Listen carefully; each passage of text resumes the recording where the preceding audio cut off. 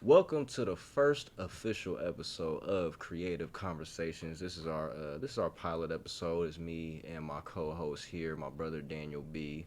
And yeah, we starting this show where pretty much we're gonna be sitting down with creatives, other creatives, whether artists, musician, whatever type of art that you do. We're sitting down with other creatives and just gonna have a good conversation. So pretty much, kind of this episode is just us kind of introducing the show, laying out the blueprint, and getting into a lot of the stuff that we will be talking about with the guests, but talking about it amongst each other. So kind of like us interviewing each other. And yeah, we're gonna have our first guest, number one best-selling author, successful artist, and I will be announcing that at the end of the episode. Yes, sir. So yeah, stay tuned for that. I think we need a timer in the corner because the YouTube monetization rules. I want to spark up, but I can't even spark up right now because we gotta wait. Like I don't know what it is now. I gotta look that up. We gotta wait 2 minutes, 5 minutes before we could start smoking on here and still be monetized. Gotta love the guidelines.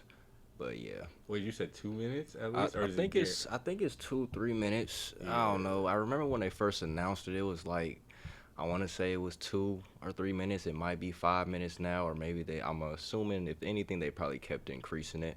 Yeah. So it's that and cussing inside of the beginning. I think smoking and cussing. You want to try to. They don't take the video down. Nah, they just it's a risk that they won't monetize it. We are back monetized though. No, we was talking about that a couple years back when you first got it.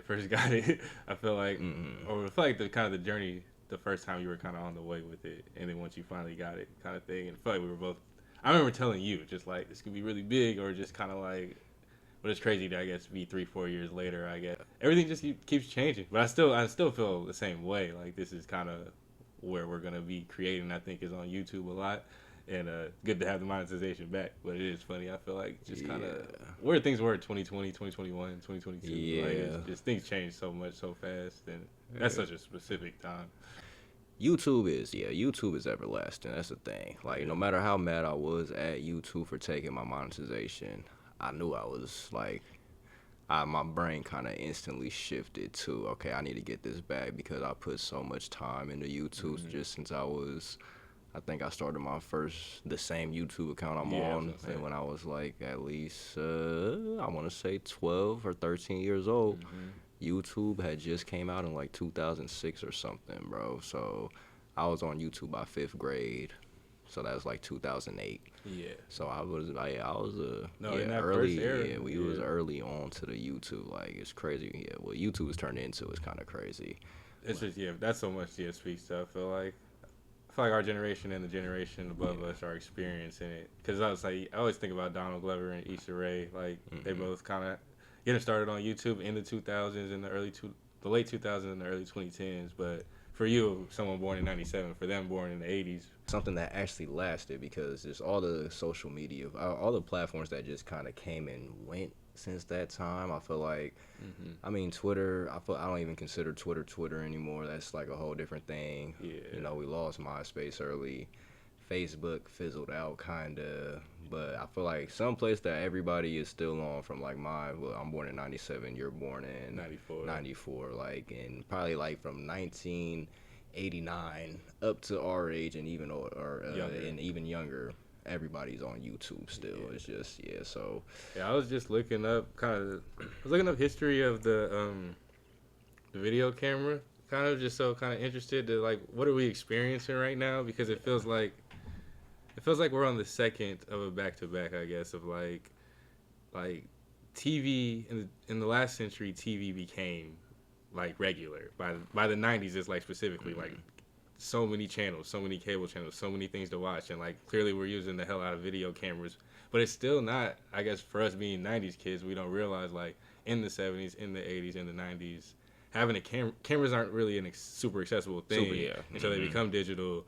And as more time goes on, but I guess just it all happens, I guess, in the last century. So I wonder if the beginning of the last century was just the camera becoming the video camera becoming what it became, in order for, I guess, for our childhood to be what our childhood was, or for 80s kids that have a childhood like they had. You know, it was a long, I guess, culmination back to, I was looking it up. It's like the first cameras are like these huge, Uh-huh. crazy looking cameras that don't look like cameras at all, but used for like specific news stations and like military stuff and stuff like Yeah. that. It's like people. It took so long for people to like for a person to For just regular, record their yeah. life Yeah. kind of thing. Like, Mhm. and I think that's what's so crazy to us, I guess, because even like growing up in like us, the early 2000s, from what we remember, it's like it was just a different world.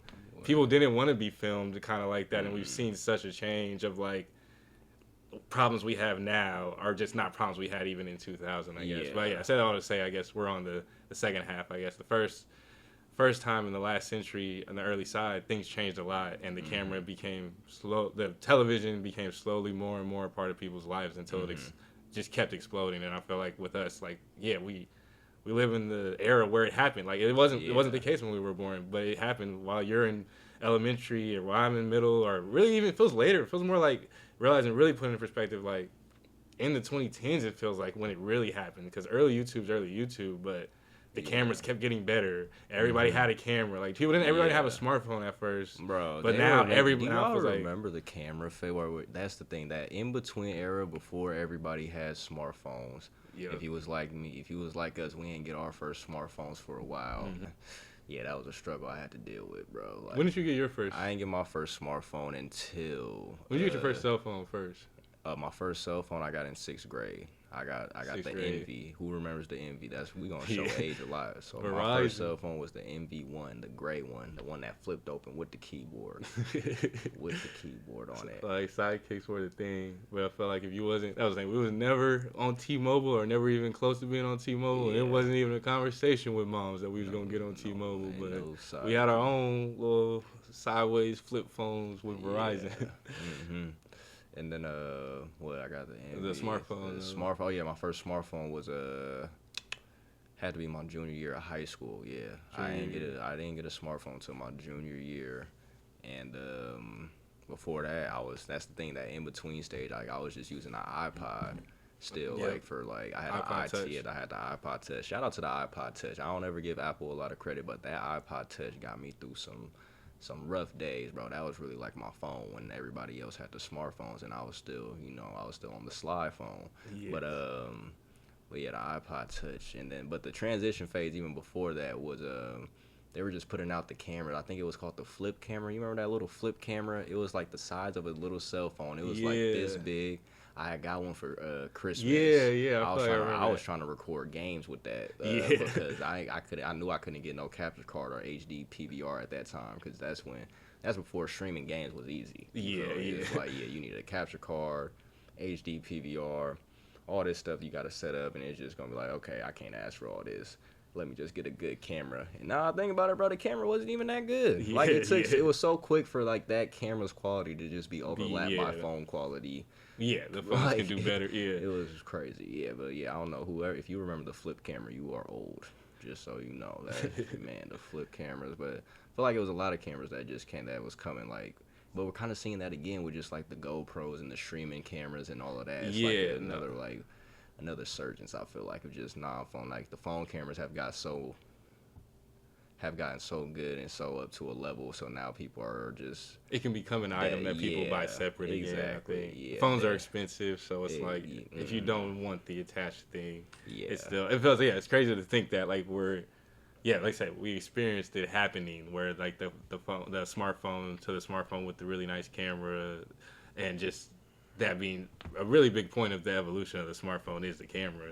But yeah, to actually live through to the point where it feels obvious, like it just shows you the trends, and I feel like the monopoly kind of thing, like everybody's trying to buy Apple, or everybody's trying to buy iPhone, or everybody's trying to buy the same smartphones kind of thing, where it is, or we're so roped into that kind of competition of it all that's like, I'm sure there are people who have been looking for it in the space, but it definitely feels like as time goes on, people are not gonna need the phone to have the camera, which also makes it interesting of just like, where do we go with cameras actually? Because it is just one of the most important parts, and like it's been like, 120 years of like the evolution of this thing, and it's just to see where it goes in our lifetime next, I think is interesting. There's just gonna be, it feels like there's gonna be a lot of devices and a lot of evolutions off of this thing, but it's interesting to think about where it'll go. All right, that was a little long overdrawn intro, but that's what we doing over here. Let's explain for real what's creative conversations. Let's explain it for them real quick. So we want to have a guest on most episodes, and with that guest we want to go through their journey as a creative and as an artist. And to do that,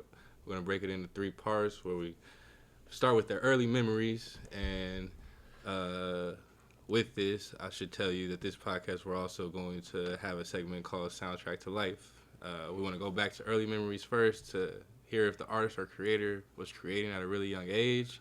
And we also want to really ask them what they were listening to. As 2 artists who create music and love music, we know it's really important. I guess the music in your life could lead to you creating one day. So we want to go back in the first segment to their earliest memories of creating and the earliest memories of listening to music. Get a couple songs so we can build a soundtrack with the episode. And make our own little playlist. Make a playlist. So we'll put it on YouTube after, look up all the songs, and have a YouTube playlist for you guys with the soundtrack for each episode. Well, the first one will be here. We're going to give you our songs today. With this episode, we're going to each go through our early memories, our teenage years, when we first wrote our first rhymes, and then we'll talk about really the 2010s for us, I guess. For Jordan, the 2010s, becoming a rapper, and for me, when I started to make beats in 2020 and started calling myself an artist. But the first segment will be early memories. The second segment will usually be how did you become an artist, and then the third segment will be when sort of inside the journey, inside the journey to the modern day. To modern day. Pretty much centered around the art, though. That's the thing. We're all creatives in this, especially just within our family. Both of us are. So we're family full of artists, creatives, and writers. So definitely wanted a space where we can kind of just check in on the journey with other creatives and artists, friends and family, but also we can always just do like this, start like this, an episode with each other, because as we know, creating in 2026 comes with so much to talk about, so much that if you're out there on your own, you probably need to hear somebody talking about the journey too, so we could not feel like not feel like you're going crazy trying to get people to listen to your music, or figure out YouTube, TikTok, Instagram, try to figure out social media, try to figure out the internet and creating art in the internet age, I guess. So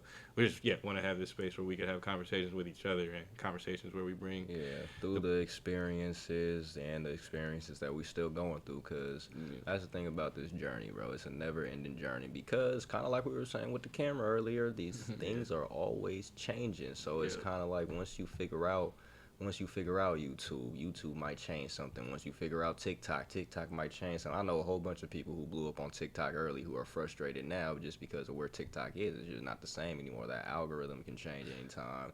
Same with Instagram. Instagram is always changing. I feel like they don't even know what they want to be. Twitter's a terrible app. Been going from there for a while. TikTok's crazy, like you said. I feel like I saw that algorithm change 3 or 4 times. What did I get on there originally? Like 2022, I feel like was when I got on TikTok. But when I think back to that first year using it, I'm like, the app has not been like that since then. And not only not been like that since then, like the amount it changes, it feels like, where it's just like, I don't even know. When I open it, I'm like, I don't even know what this is anymore. Like, this used to be very different. But I never engaged, I guess, enough to feel like I engaged, I guess, for years with Twitter. Well, it ain't been for sure changed after, America. That was the ban and everything for the, however long, and then he came back and it got sold. It's, I don't know. I just don't know I don't even worry. I'll throw my stuff up on TikTok. It's kind of just like a back burner for me at this point, just because a lot of these it's just hard to push. If you are black and using these platforms and make music, it's kind of hard to just get motion on the platform with just music. Like, actually, we're the perfect example of that. Like, I'll be pushing like my regular music and music videos on there, but you probably get a lot more traction and motion just off of doing your freestyles and your acapellas.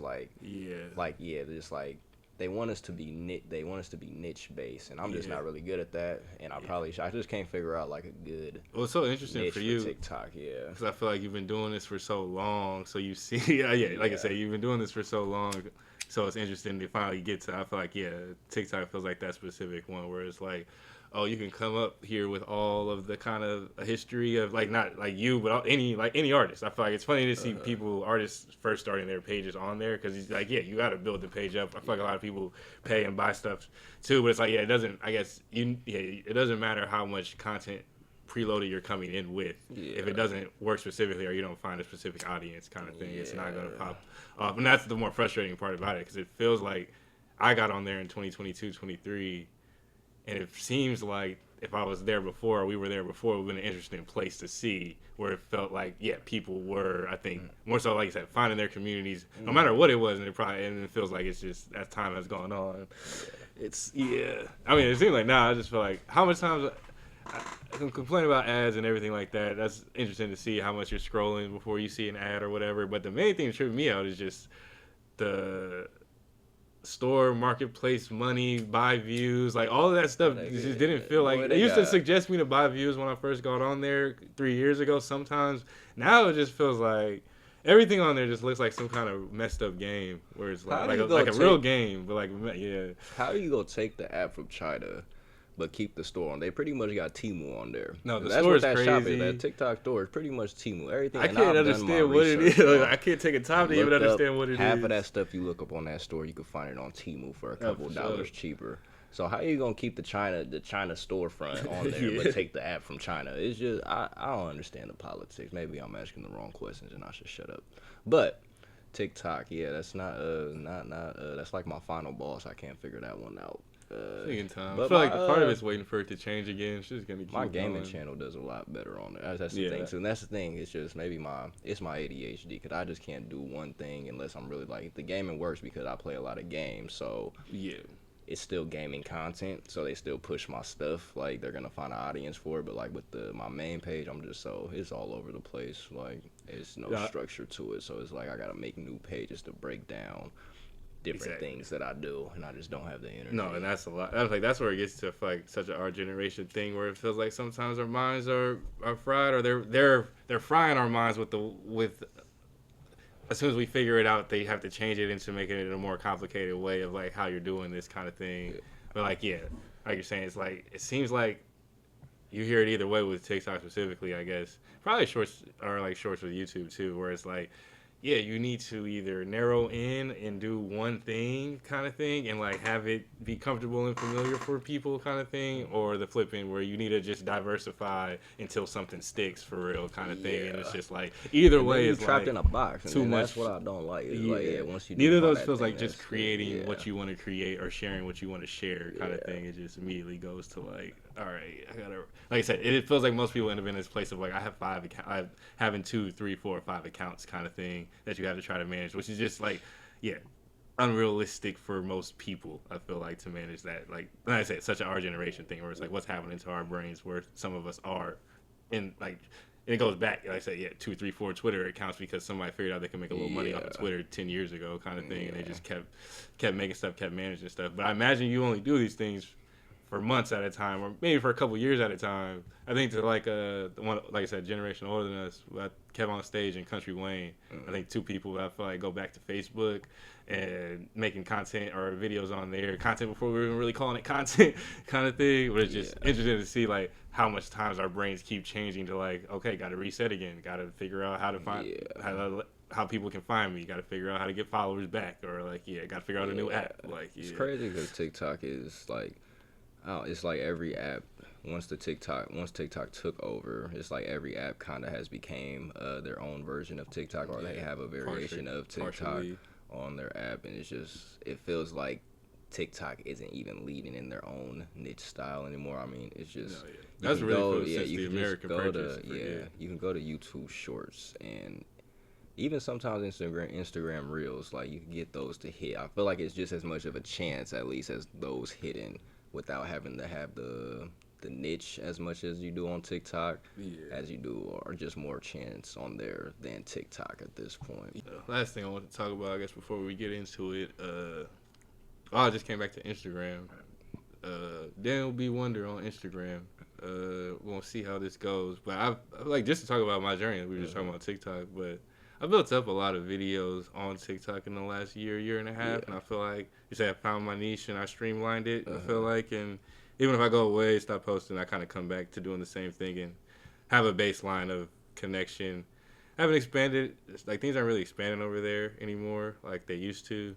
But for me, it's just on a simplest level. I always got to remind myself, like, yo, there's like 15, 25, sometimes 40, 50 people that like to hear me rhyme and rap, and it's pretty consistent that they come back to it. And like, yeah, if you told me that 3 years ago, I'd be like, I take that 7 days out of the week. That's the beginning of a dream coming true. So it's really cool to find something to really work myself up from like I look back at my old stuff and it's like don't think it's good, but almost I know it was more about like where I was at mentally and like how good creating music, creating art, rhyming, poetry, doing it for the first time was like that's why my grief. So it was like I found fans, found people who really latched onto it. So, but it feels like like I said, time to move over to Instagram because I have like 100. I feel like I have 100 videos built up at least that I can like slowly roll out or figure out how I want to roll out over there. You're gonna get a lot of views on the Instagram reels, but that's why I tell people is just start. Like that's the most important thing, regardless of what platform that you choose, is just starting because, like you said, looking back at your old stuff, like you might look at it as not good, but that's the stuff that kind of built your following because people, and then now people that were there at the beginning can see the development and growth, and like that's what makes people connect with you. So it's just like I feel like a lot of people just want stuff to be perfect from the start. I read a comment the other day. It's like people who it was actually to do with YouTube, who are trying to win like an award with their first YouTube video. They wonder why their stuff doesn't take off. It's because it's like you can have everything perfect, but if you don't have a following built up, you don't have people who are growing with you and seeing your growth, then it doesn't mean anything. You could come out with the hardest. It could be music. It could be a video. It could be whatever. It could be the best thing in the world. But if you don't have that following built up, like it's just not. It's the chances of it getting traction or getting motion. Or the traction you want for like the effort you put in. Yeah, exactly. So so that's why I say it's just that's what I commend you for the most with the TikTok is you just start just starting, and that's the hardest part I feel like for a lot of people is just starting. But it's like go away, come back to it. I feel like that's always the thing, is not feeling like you got to beat yourself up. The burnout thing I feel like is very real. I feel like I see, especially I feel like being on TikTok now, my experience being on Twitter too, and then overall my experience with YouTube too. Just a lot of the people. The creators I follow are the people I see, on that journey, I guess, big or small.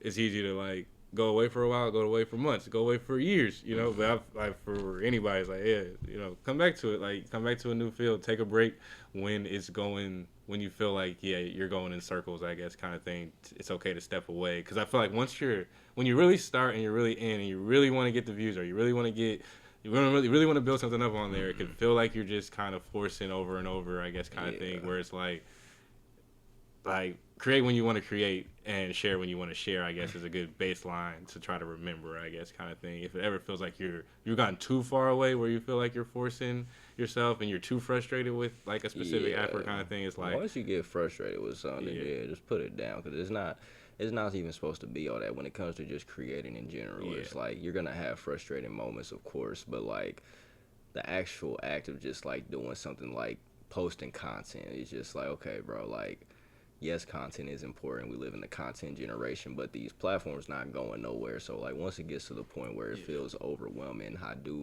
like he's saying, I advise like just take a step back for a sec. Because you still have the content. You might still have the content. The platforms aren't going anywhere. And the algorithm can be kind to you when you take a break and come back. You don't know what you're going to come back to, a new audience. Like I said, these platforms are always changing just how they work. So it's like you come back with new ideas too. Trying to come back with new ideas. But don't get stuck trying to force it to happen in just a specific time frame. Then just like on a large scale, it's just like, okay, bro, if it might not happen in this period, but you might go away for a week, a month, and come back, and now you're getting traction on the same type of videos that you were making. It was just a matter of time. So don't put too much on yourself when it comes to this content thing. That's why I say that too. What I most notice with YouTube or watching other creators' journeys on YouTube and stuff is just like, Yeah, you get the right thing that hits, and you go away for a while, but you come back, I guess, in that same lane when you're ready to come back. Like it's really, yeah, it's interesting to see.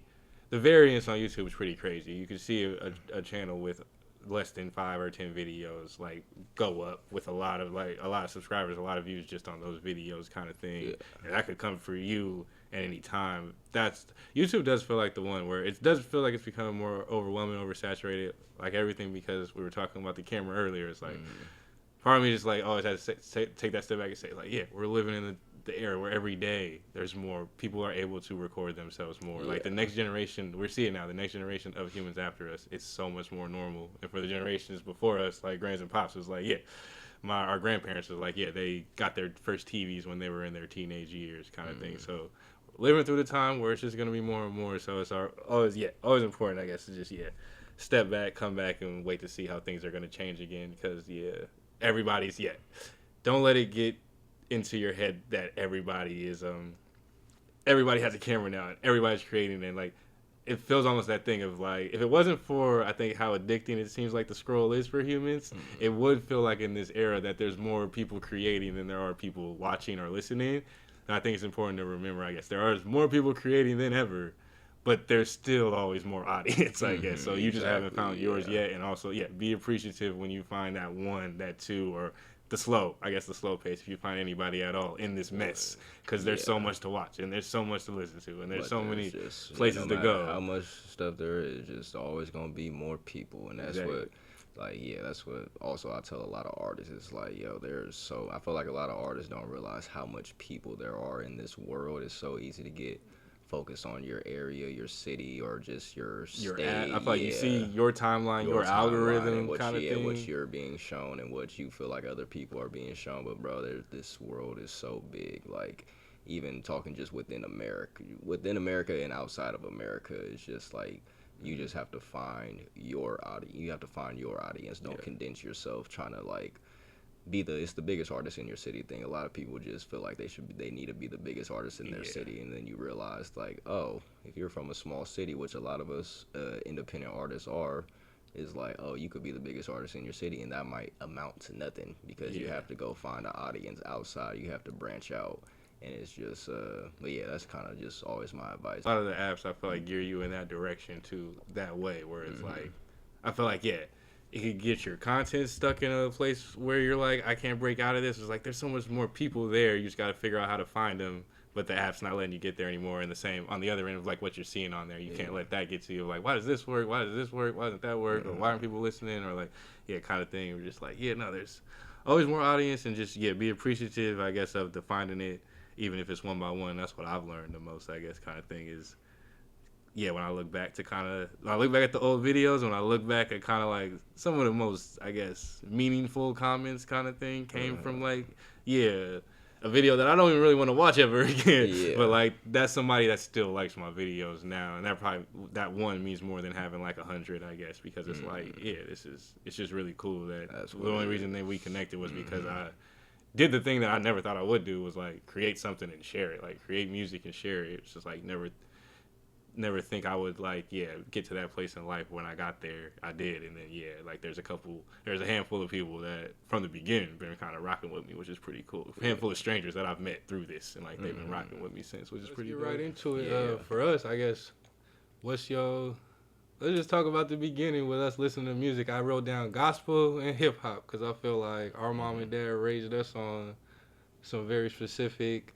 gospel of the late 90s and early 2000s, and their hip hop that they came up with, some 80s hip hop. So what's some songs from 5-year-olds? So let's see, first song that I remember probably. So that's a good age.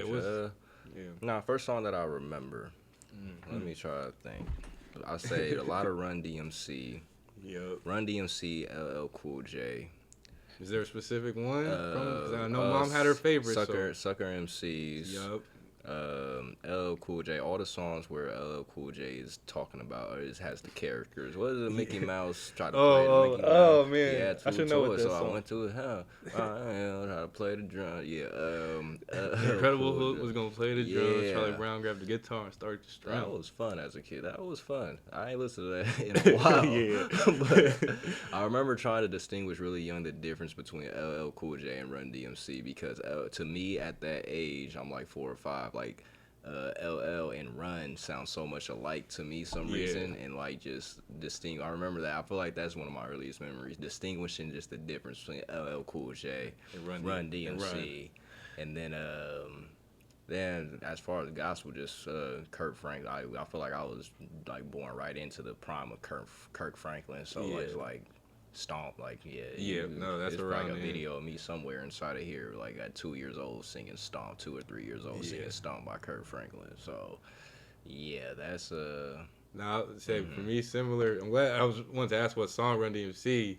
I was interested. I didn't know what you were gonna say, but you saying Sucker MCs. I'm glad you said that because that's like my song. I realized like when I look back, I do feel like I grew up on Run DMC from like 5, 6 years old till I remember just specifically being third grade when we first moved to Fairfield. Like before going to school, having the Walkman and listening to Raising Hell by Run DMC and like listening to that album all the way through and kind of knowing which tracks to skip to for my favorite ones because I had listened to it so many times. But Sucker MCs was the one like that I knew. Like that's probably one of the first songs that I like. 2 years ago, a friend of mine asked me to say some MC rhyme, so I said this rhyme I'm about to say. The rhyme was deaf and it went this way. Took a test to become an MC. He had to take a test to become an MC. What was they talking about? Hey man, they was going crazy. Yeah, that's the one that stood out. But then also, you Raising Hell too. I remember Raising Hell was a big deal to me as a kid because I'm like, oh yeah, I could say hell. Yeah, exactly. Yeah. Like Now I listen to that 4 or 5 song. years I've been listening to Raising Hell more recently. Now Is that the one where you say I take the head off the devil when and I I throw thought? it up? No, also Run was going hard. I was trying to figure out why I couldn't listen to because my mom, she would only let us listen to Christian gospel music at night or gospel rap at night. But I thought that when I was little, I thought Run DMC and Kanye West was gospel music because we listened to Jesus Walks and all this. So I'm like, Kanye West not a Christian rapper? Yeah. Is Run DMC that a Christian rapper? I was like, that's probably like 3 through 5 years old right there. It's just distinguishing just the difference and then. But LL, Rock the Bells. My mom used to run through Rock the Bells. I'm Bad. Yeah. That one, I forget what that was called with the cartoons. I don't know why. Yeah. Oh, that's what I was gonna say to get him confused thing too though. Cut Creator Go, or Go Creator Go. What is it? Go Cut Creator Go. Yeah, Cut Creator. Wait, What was that one? That's right. That's LL. That's LL. Yeah, that's even still now. Cut Creator. Yeah, that's LL's DJ. I think that's his name, Cut Creator. Well, I should know that. It's been a while since I thought about that. But yeah, no, LL and I felt like part of getting them confused was I felt like Run and L both go really hard. So a young kid, really young, trying to distinguish which one's which. But then also I feel like hip hop, 80s hip hop. I think what's so cool to me about it now is what I love is just scratching. I feel like I'm so glad we grew up on that stuff we grew up on. Like I love going back and listening to Rakim, Run DMC, and LL Cool J because like it's 50-50. Like I love the way they rap and I love the songs. I love rapping the verses because when I was 6, 7 years old, these are some of the first verses I learned.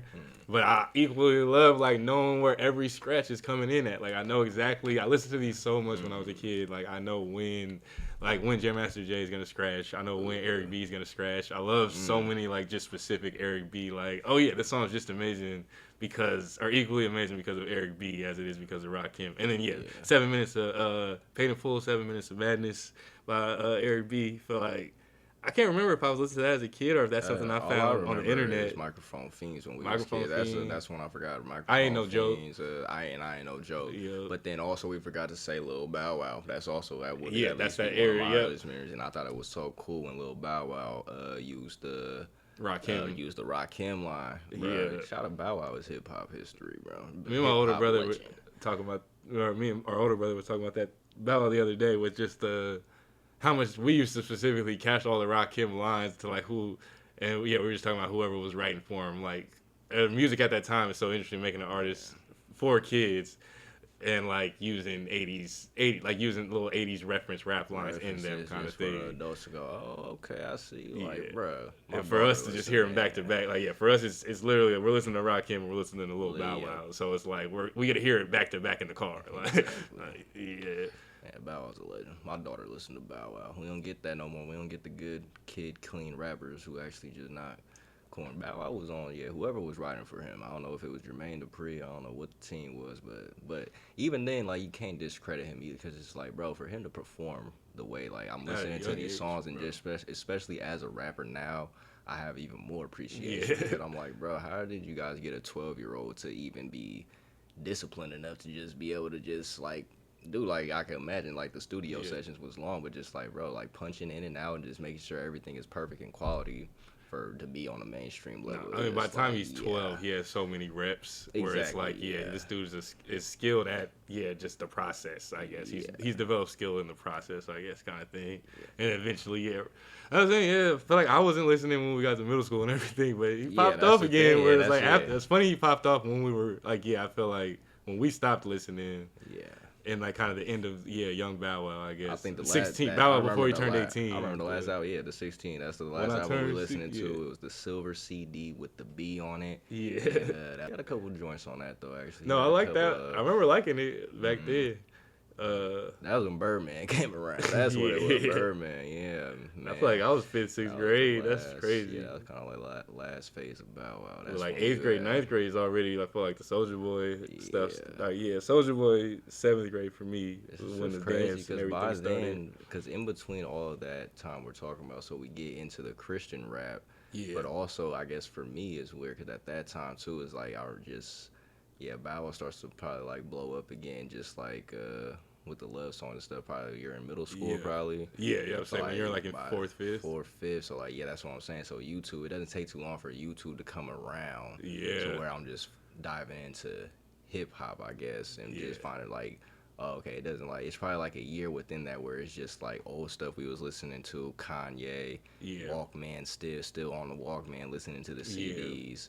And then like a year later, it's like, okay, now I'm learning who Biggie is, who Tupac is, who Nas is. But it's just like in between all that, it just also just got heavy into the Christian rap. I'm trying to think. So when did we start with the Christian rap? So what was the last thing I'll say for just to finish off the segment, because this is really pretty much the next segment we smooth transition into. I feel like my gospel side is New Nation Project, late 90s, like earliest memories for me on that side for sure. And it's been cool. I feel like in recent years going through things to go back to Kirk Franklin New Nation Project. And then the other one's Fred Hammond, Pages for Life, Radical for Christ. It was such a long title. Pages for Life, Radical for Christ, Part 1 and 2. That's long title. But all my projects gonna have long titles like Fred. But those 2 albums I feel like just mean so much. I think to even our family, when I think about moms and her sisters or when our aunties, like them always playing, they played those songs. My earliest memories are them playing those songs, listening to those songs, whatever they were going through, good mood, bad mood. Fred and Kurt got something for anything on them projects. And then especially nowadays when I'm going through things, going through some tough years in life, like those projects. I don't know where I'd be without those projects, going back to those projects and seeing like, I can see why for my mom, for Auntie Lon, for Paula, like, Fred Hammond and Kirk Franklin were making the type of music that could get you through your lowest of lows kind of thing. So, I just wanted to talk about them for a second. And then the other thing to bring up, because talking about that era too, I guess for me, remembering the late 90s for me, I guess, what I also remember was getting on the stage for the first time. Because I feel like for me, I didn't become an artist or consider myself an artist for a long time, till very recent, or till at least the recent portion of my life, since like 2020, I say when I started making beats, is when I feel like I became an artist, or called myself an artist. But I think looking back is like the kind of, what this family, or how this family is filled with writers and creators, performers, teachers. And I was on stage at the first church we went to, Keys to Life.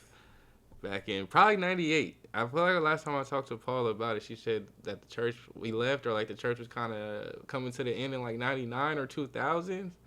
I feel like after I turned 4, so probably 4 or 5 years old, 98, 99, in that range, I was like on the stage for the first time. And I remember it, but I specifically remember it because we got it on video, and that was always like the main home, one of the main home videos was like me and Mikey, me and my older brother Mike, on stage at Keys of Life when I'm like 5 and he's like 7 or 8, and I like mumble and don't say the line I'm supposed to say, the scripture I'm supposed to say, like part of a scripture, and I like mumble through it or don't really say, super nervous, like head down, quiet, like little kid. So much pressure, I can't.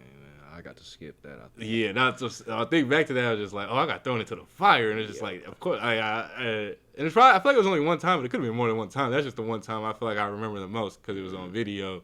Kind of, man, what did I say? It's supposed to be Jesus is or something. I feel like I'm still trying to remember my line, but yeah, just being on stage, it seems like I have such an appreciation, I guess, respect for it over the years, growing up watching our big brother, our big cousin, and now watching you, like have to deal with, or have to learn that side, like performing and sharing in that way seems like such a cool thing. And I'm glad they put me on the stage back in the day, I guess, to say it's kind of, it's cool. Yeah. It's a great memory to look back on, that I was in that place, in a place where I think music was so important to that church, and live music was so important to that church. That's all I remember from the church is music, man. Music and donuts. That's all I remember from Keys to Life. Music and donuts. Pink box of donuts.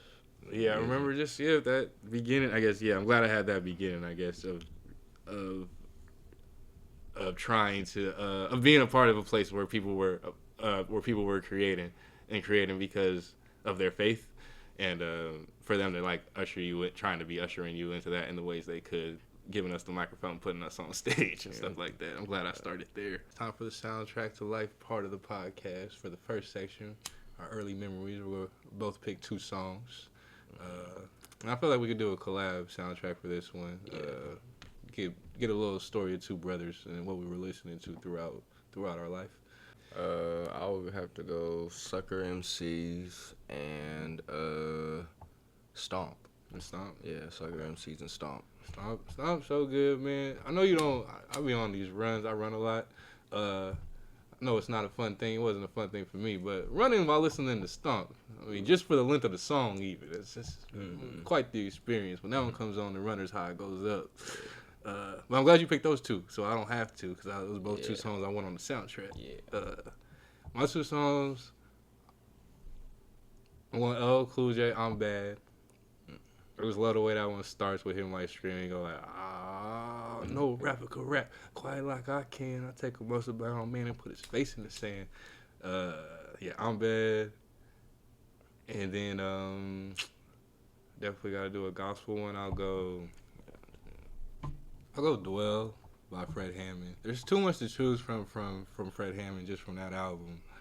I feel like Dwell is the one I go back to the most now. Let the Praise Begin. I feel like I know a lot of Fred Hammond songs, but I don't know the title. Yeah, I just know the songs. You gotta go back. I feel like that's one of them. I feel like we don't be listening to albums like that no more. It's just so different these days. But I feel like I just know because once I went back to it, I haven't stopped going back to it, kind of thing. So I'll be interested for you to like. It's such a cool experience the first time though. I guess going back to it because it's just like you remember the sounds and stuff kind of more than the song titles, I guess. And it's a double album with like the first half is the regular version and the second half is like a lot of the same songs live. Like there's Let the Praise Begin, but then there's a live version. The live version sounded a whole nother level of turn to, but yeah, that's a fun one to go back to. We're Blessed. That's what it is. We're Blessed Part 1 and 2. That's how it finishes off. That's like that. It's hard for me to not pick that, but I'm gonna pick Dwell. That's actually the song before We're Blessed. The album closes with Dwell, We're Blessed Part 1 and 2. Any of those 3 songs I could pick, but I'll go with Dwell. Fred Hammond. Listen to some Fred Hammond. It was Dwell and LL Cool J. I'm Bad. And I'm Bad. And then you got Sucker MCs and Stomp. Stomp. Yeah. Okay. I like that.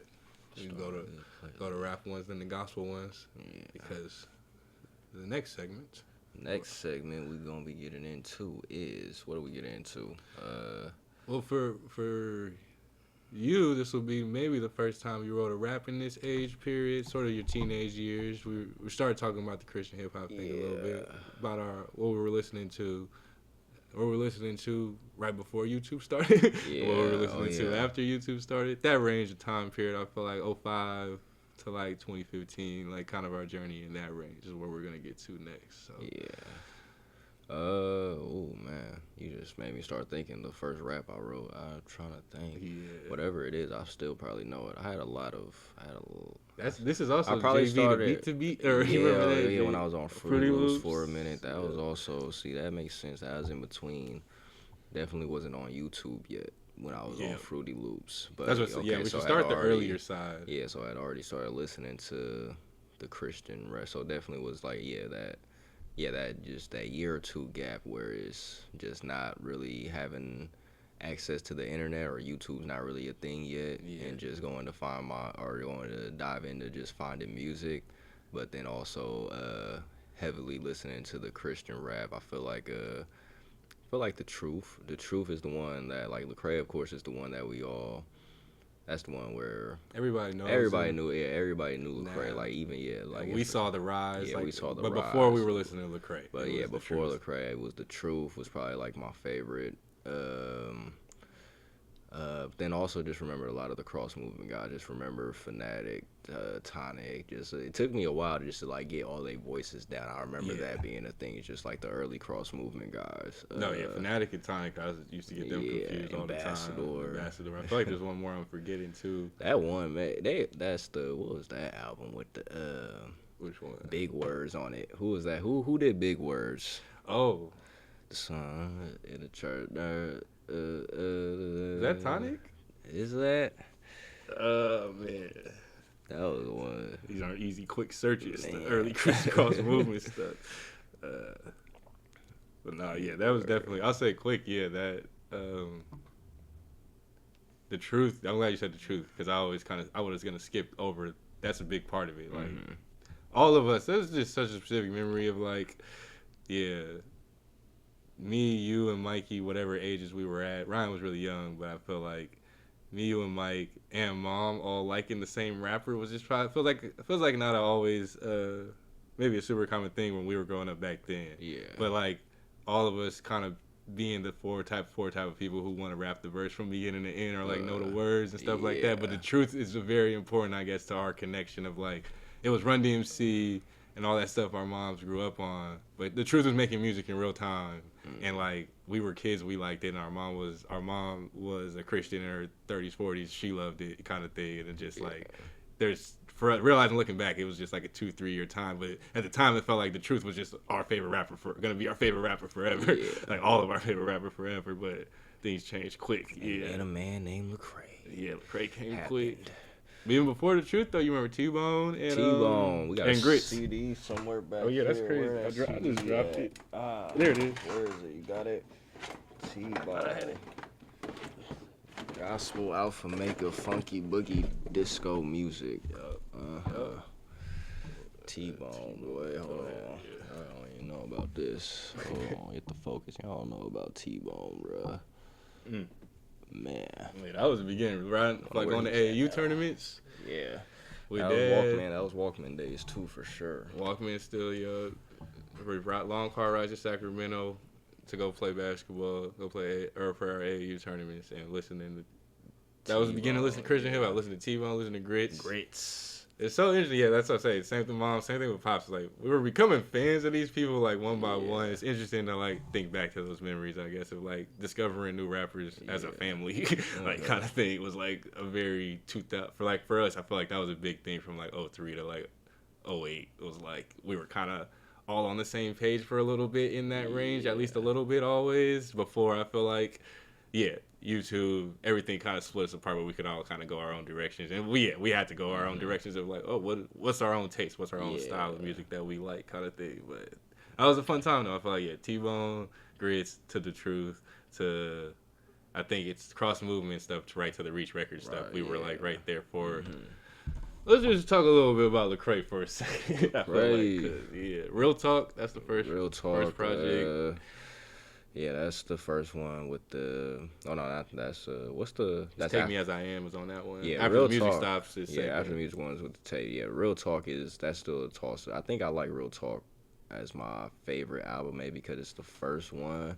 He just has a lot on there. He was rapping. He was just rapping on there, bro. Like he was rapping on after the music stops too. But you could tell that's when he started to like pop. That's when like Jesus music and all the slaps. He started making just the slaps, but like on. No, if you listen to T-Bone, I've listened to a couple T-Bone songs like a couple years back, recent memory. Yeah. Like trying to go back to it, and it's like Lecrae's first project feels very like that, but his second project feels very like.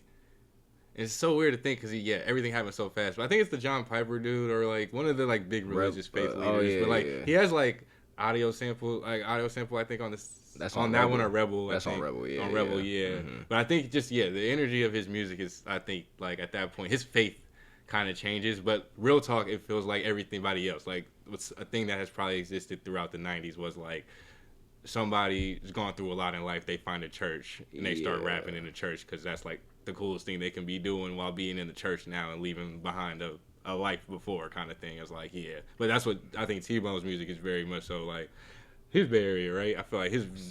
He might have been, yeah. I think so. That would make sense, yeah. But I feel like that's that, dude who rap one way. I feel like '90s to 2000s, dude rapping, and then he find God. Now he's a Christian rapper. Like it feel like it's a more common story than maybe people know. But growing up here, it feels like that was always happening. Like, the rapper who found God and story. That's that was just normal. I feel like I don't know if it's a different thing in the internet time now. I feel like it's Christian so rapper as a whole. It's post Lecrae. It's like Christian rap is now. Like it's crazy. Lecrae was one of those guys. I guess it feels like 2003, 4, 5. Whenever he's rapping, he was passing out CDs, rapping at prisons and everything like that. Like doing that whole grind. It's just kind of like he found Jesus was inspiring him to try to reach out to people kind of thing. And like you tell that quick turn, that sharp change in like in life kind of thing that. He was having with his faith kind of thing. But like, the post is like, after he sells out Arco, I feel like I always just think back to the Andy Mineo age, is when I stopped listening kind of thing. Yeah. In like 2000. I kind of checked 11, out 12, 13. I probably checked out at Rehab. Rehab is kind of what I checked. That was the one that I just...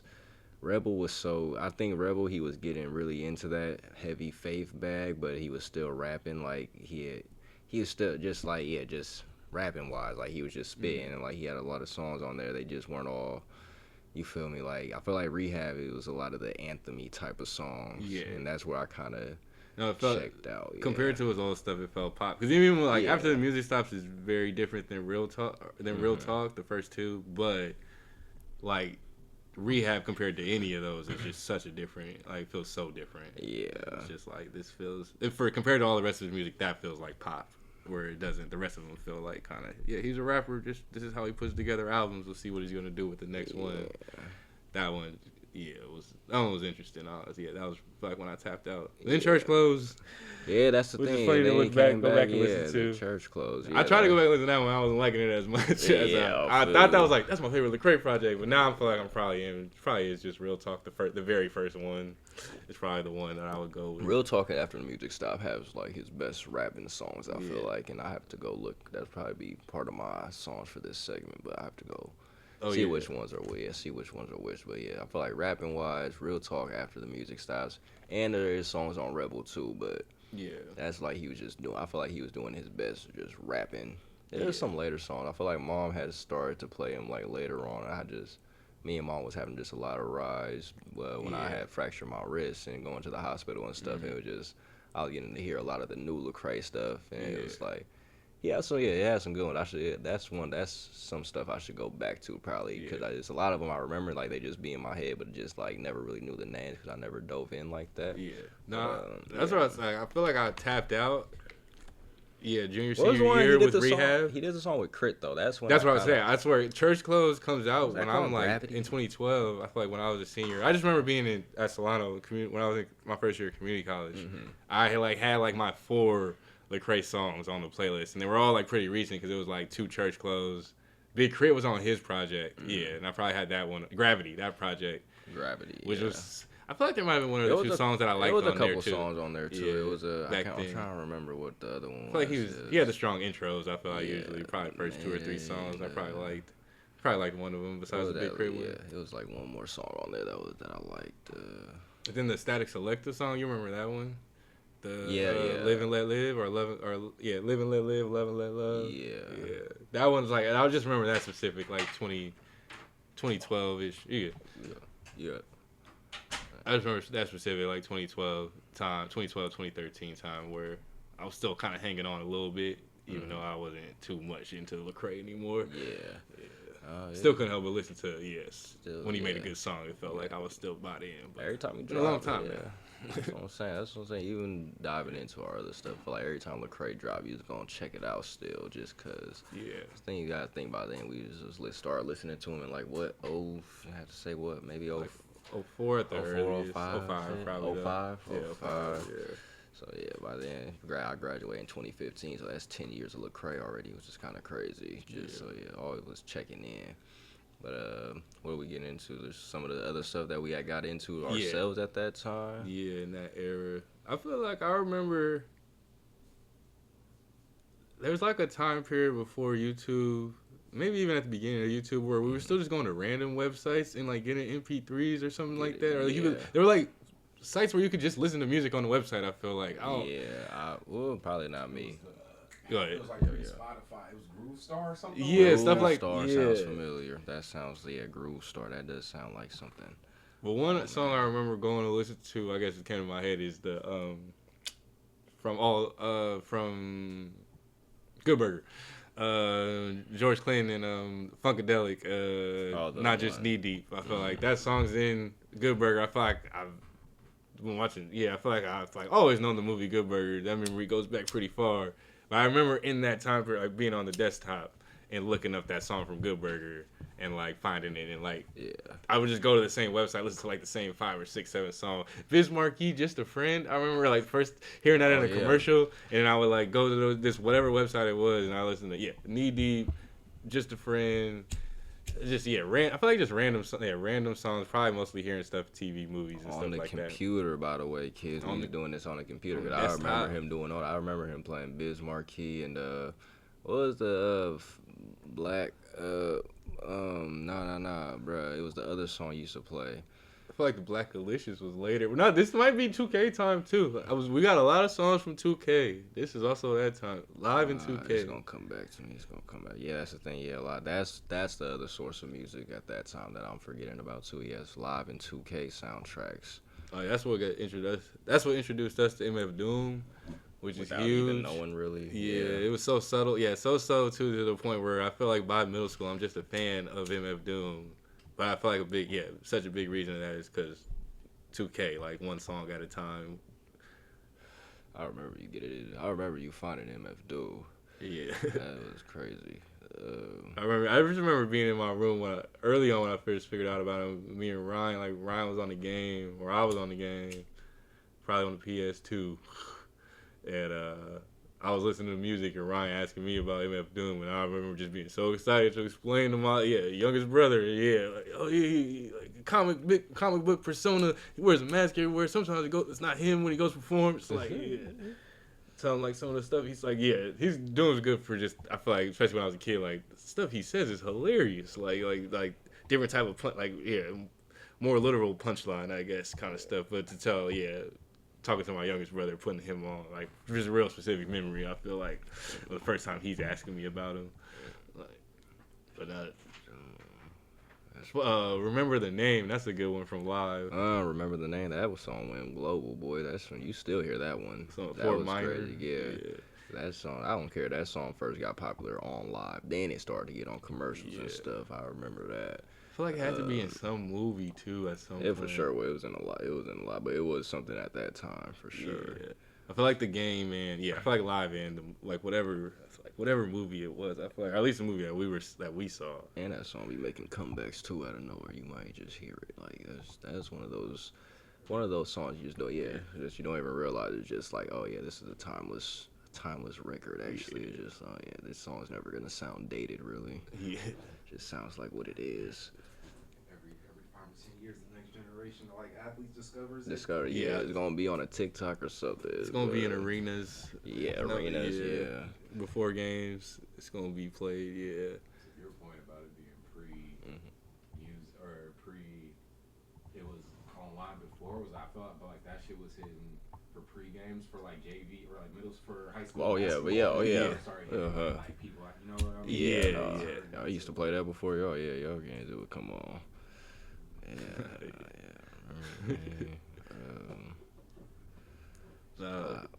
Lupe was on there. That's the beginning of Lupe too. Without, Yeah, it's good to hit all. This is where all the main stuff. Yeah, all of our. I feel like our favorites happen. Yeah, is in this 05 to 15 range. The two most important eras was that range with the Groove Star, whatever that app was. But then I feel like just JBadge, both of y'all did with the YouTube. I feel like y'all find YouTube music kind of right after that. Yeah. That's what I said. Yeah. Getting to YouTube by 5th, 6th grade. That's where I feel like I got. Yeah, that's where I just start to go into. No, I'm saying I feel like same. You were saying earlier, like same thing. I feel like I can go listen to Tupac and Biggie now. Yeah. Let me go see what. Actually, I feel like we're just. It's crazy to think, even at a time period, more people were listening to albums, I guess. But I do feel like we came from a family where that's just what we were doing. Like I said, just finding artists, we listen to albums front to back kind of thing. Car rides, we're listening to stuff front to back as a whole family, like figure out who our favorite rappers are kind of as a family. But yeah, I feel like to get to YouTube is like, I said, it's that time period where we all kind of splinter off. But I feel like we do start in similar places. Like, let's go. I was definitely listening to Tupac and Big before I ended up listening to Mos Def and MF Doom. Yeah, exactly. Where I settled into where I was at. I feel like you ended up listening to Big L. Yeah, Big L. Anybody else? Nas. That's the most time I ever listened to Nas too. Is YouTube. Yeah. 2007 to 2010 is probably the most Nas I listened to. I was regularly listening to Nas. But I feel like I can't get that. Like, I've forgotten every lyric and I can't, remember, what it was like to listen to Nas on the regular like it was back then. Just Illmatic, man. It's just Illmatic. Nas, who else? Nas, Big L. I was really heavy into the East Coast stuff. I feel like Mac Dre, and never mind, I did go to, I got to discover Mac Dre too. Cause that's the thing too, Mac Dre is alive, when I'm in 5th and 6th grade, but I'm not listening to Mac Dre yet. So I don't even get hip to Mac Dre until I get on YouTube, probably 6th grade, and just figuring out who Mac Dre is. And then just by middle school, he's dead. I was like, oh, that shit is crazy to me, thinking back, cause. You said 5th or 6th grade. I felt like I was in 7th grade when he died, 7th or 8th grade. So that would make sense. Yeah, so probably that's probably 04. Cause I do remember people had Mac Dre t-shirts in 4th grade too. Yeah. So that would make sense. So getting on YouTube and just being able to discover those. Yeah, just Tupac, Biggie, Mac Dre, Big L, Nas, and then I feel like those are the ones that I gravitated to, but also. You find Eminem? You started listening to Eminem at that time? Eminem. Yeah. I feel like we were going back to the old stuff. I feel like you started listening to him at that time. Eminem, and then Eminem dropped that. He dropped that. What was it? Recovery. That Recovery album. That's one with the Not Afraid. Yeah. That's when Eminem came back. That was Eminem. Who else? Try Jay-Z. I couldn't get in. You got into Jay. Who, me? Yeah, I got into Jay for a little. I don't know how I couldn't do it. I tried. I feel like that's more towards. That's probably 2011, 12, 13ish, somewhere in that range. But it's like a month where I was just like I said, from the beginning with Pac, Big, and everything. Started middle school or started YouTube when I'm in middle school. It's really going to find everything, listening to albums, and figuring out what I like. And feeling like I'm putting myself on to this. I just gotta know. I remember being inside we was inside the room one time. One of the two kids, one of us was playing two. I think I was playing. I was just as you just telling me about it's like you were just trying to figure out the blueprint, the Black Album, the blueprint. I remember you just breaking down just all his albums or just the order of all his albums and stuff. I can't tell you that at all right now. But that's what I feel like I was trying to say. Yeah, it was him and Wayne both, and I still feel bad because it was I didn't dislike anything that I listened to, really. I went through probably at least 3-4 albums with both of them. But this is in a week, I feel like. I feel like this is a very specific week of my life. Where it was Like, and I feel like, let's say, if they had been like, I guess, Big and Pac, then I would have, like, I stuck with Big for a little bit. I stuck with Pac for a little bit. Like, I didn't listen to them for a week. I listened to them for a couple months, and then I had my songs that I kept going back to. Yeah. And I was always on the lookout for, like, if I found a new song, not a new song, but like a new song for me, another new Big song, new Pac song that I was like, I add this to my kind of rotation of Big and Pac songs that I know. But Wayne and Jay, it was just like, feels like it was the last ones I came back around to because everybody was talking about them and I was trying to be different. And then I finally like did my due diligence, like, just didn't ever go back. Like, and I feel like, but I don't even know when I ended up like handpicking the Wayne songs that I like. But it wasn't in that time period, I guess. It took a little while for me to come back and be like, all right, now there's like 7 or 8 or 9 Lil Wayne songs that throughout my life, like, he was making such good music. He had such a great run. Like, like I kind of have to grab which ones that I was hearing, I guess. And then, now I really like, now I got my, listen to those so many times, can know every word kind of thing. Jay-Z, I just got Heart of the City, though. I feel like that's all I was left with at the end of the day was that song and... Otis, I like Otis. I mean, Otis. Yeah, and then the stuff that was coming out at that time, like, that's why I say there's a couple songs that Justin Timberlake album. Oh man, that was. Or at least Justin Timberlake was on Magna Carta Holy Grail, that was, and I think they don't like that one. Yeah, that's what I remember trying. Like, see, that's a bad era for me to be trying. That's to the thing listen too. to I too. tried to too. I was like, all right, bro, it's time for me to try Jay-Z, and he put out that bullshit, bro. That album was bullshit. I got a couple I still gotta go songs back. I like though. Go back to Watch the Throne. I feel like I can give it its I don't know the names. due diligence. The one, him and Kanye one. My real introduction to Jay-Z is him getting bodied by Big L in that freestyle, the '98 freestyle. Y'all know about that. We all have our YouTube videos that we watched. Yeah, that's the thing. It was crazy a lot amount of of videos, times, bro. I'm even thinking like I feel like more than music. That's probably why I don't know a lot of pop songs like word for word. It's because I feel like when I dove in like. Same with Biggie, it's like I more so dove in on just like the people. Like, there was interview. It was YouTube. Bro, It's like first time YouTube, bro. Illuminati conspiracies, bro. I'm trying to figure out who killed Tupac. Yeah, a lot of that shit was right. Biggie, it was just figuring out the stories, and that's kind of how I got into Nas though, because Nas' name keeps coming up, and like so Tupac did Nas, Biggie, and Nas and Biggie had they little back and forth, and man, bruh, Diddy is wow. Y'all ever watch this on that? Y'all ever watch the Most videos? Remember that's just you. The Most Def. That was for Most Def for me. It's like he did a whole lot of like just TV. He would just show kind of interview with political. Yeah, that's what I was gonna say. Yeah, I feel like that was that same era. It's like, this person is interesting. Actually, that's why we kind of rewind even. Yeah. No, that's that was what I was asking him. Yeah, that's probably my biggest example is Most Def, and just like watching interviews, and there's like 2 or 3 specific freestyles that I wonder if I could go back and find the video. One of them goes around a lot. Yeah, that one. I know the one where he's outside. The one outside with the circle with like the mini fro. There's a couple other ones. That's the but there's a couple. There's one with him and Kanye. I used to watch. I had like 3 or 4 Most Def freestyles I would listen to, and then I feel like eventually it turned into like watching him do interviews and stuff like that. But Most was definitely, I feel like for my YouTube, Most Def Black Star is probably the biggest one. I feel like because like I said, the Lupe thing's happening in real time. The Doom thing is so I think subtle, where he's becoming one of my favorites and I don't even know it kind of thing, because he's just always there. And the more time goes on, the more I just want to learn more about Doom. The more songs I hear, the more I want to learn about Doom. But it's definitely like a slow burn with Doom. I feel like from middle school to high school, from the first 2K song to all the way to probably when I'm a senior and I'm just kind of a Doom fan, or listening to some Doom albums by then for sure. But Most feels like the one. That's 6th, 7th, or 7th, 8th grade. Like, I was a Most Def fan. Listened to that Black Star album a lot. Listened to Black on Both Sides. I feel like I still have The Ecstatic. I wonder when that actually came out, but that's probably my favorite, I feel like. And that's the one I always ended up going back to, was Most Def's The Ecstatic. I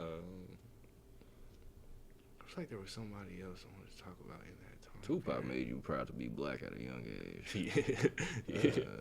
Bruh. Tupac. Man. Now, it was funny. I feel like I remember growing up, it was like different time periods where I feel like I was pretty early on YouTube. Like we were both really pretty early age for where we are, where we both were getting on YouTube and just going back to find this music. But like by the time, I feel like for me, when I got to high school, junior, senior year for surely, just everybody was kind of doing the same thing. Everybody was going back and listening to Pac and Big. I feel like kind of thing. It was an interesting kind of resurgence kind of thing. But Y'all ever read the Tupac poetry book when we had it around? Yeah, the poetry. Yeah, I I probably got that. It's probably not up there because of me. I probably have that somewhere. Actually. Yeah. Tupac poet book. That's to probably just finish off this segment with you remember when though? Yeah, first raps, first or just kind of that journey. Oh, my first. I feel like you got to touch on you and Steve's a little bit. I was trying to think of one of my first kid raps. I had a lot of them. I had a Planet Rock remix, like even Lil Wayne when he did the rock and roll song. Yeah, I had like a little remix. It was trash. And then I had remember when what was his name? Was his name K Drama? He did the Air Jordan. Remember the Air Jordan on and Kobe Bryant song? I had one of those. I still remember that one too. I remember Mom finding raps in your drawers or something like that. Like very late. I did. That was in second grade when I did have some. I had some lines written on small pieces of papers, and they included cuss words, and I got in big trouble for that. I was thinking later on when you was, when your room was in the loft. Oh, did she find some in there too? I might have found it. She might not have found it. I feel like I might have found it. I did have some. Yeah, that's when I figured out where if I was gonna write. I used to try to write like pen and pad inside school. That shit was trash. I couldn't. That's when I realized I started to write for real when I just like my notes. That's why I love my notes app. I've been using like I really go back all the way to 2015 when I first started really writing. 2014 actually. Just like some of my first like songs, just me trying to learn song structure, and so a lot of those, a lot of trash, but it's It's crazy you saying that. Yeah. I go back and grab the pen sometimes. I always come back to holding the pen and writing something, but I feel like in this era of technology, our generation growing up is like, boy. Come back to it, my hands start cramping up. I just haven't done this in a while. This is kind of crazy. Actually, I don't know how I used to do that. But when I think about you recording every time, I have seen you just on the like most rappers these days just be doing it on the notes app, like type it up, like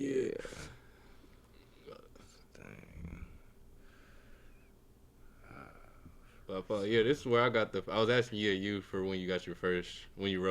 I feel like it feels like you even from young age. I feel like there was always just kind of the bug had caught you, I guess, kind of thing. Yeah. I feel like in this time I was like putting up where I built the mental block of being like, nah, never something I actually want to do. Yeah, like one that I know I wanted to be, like probably.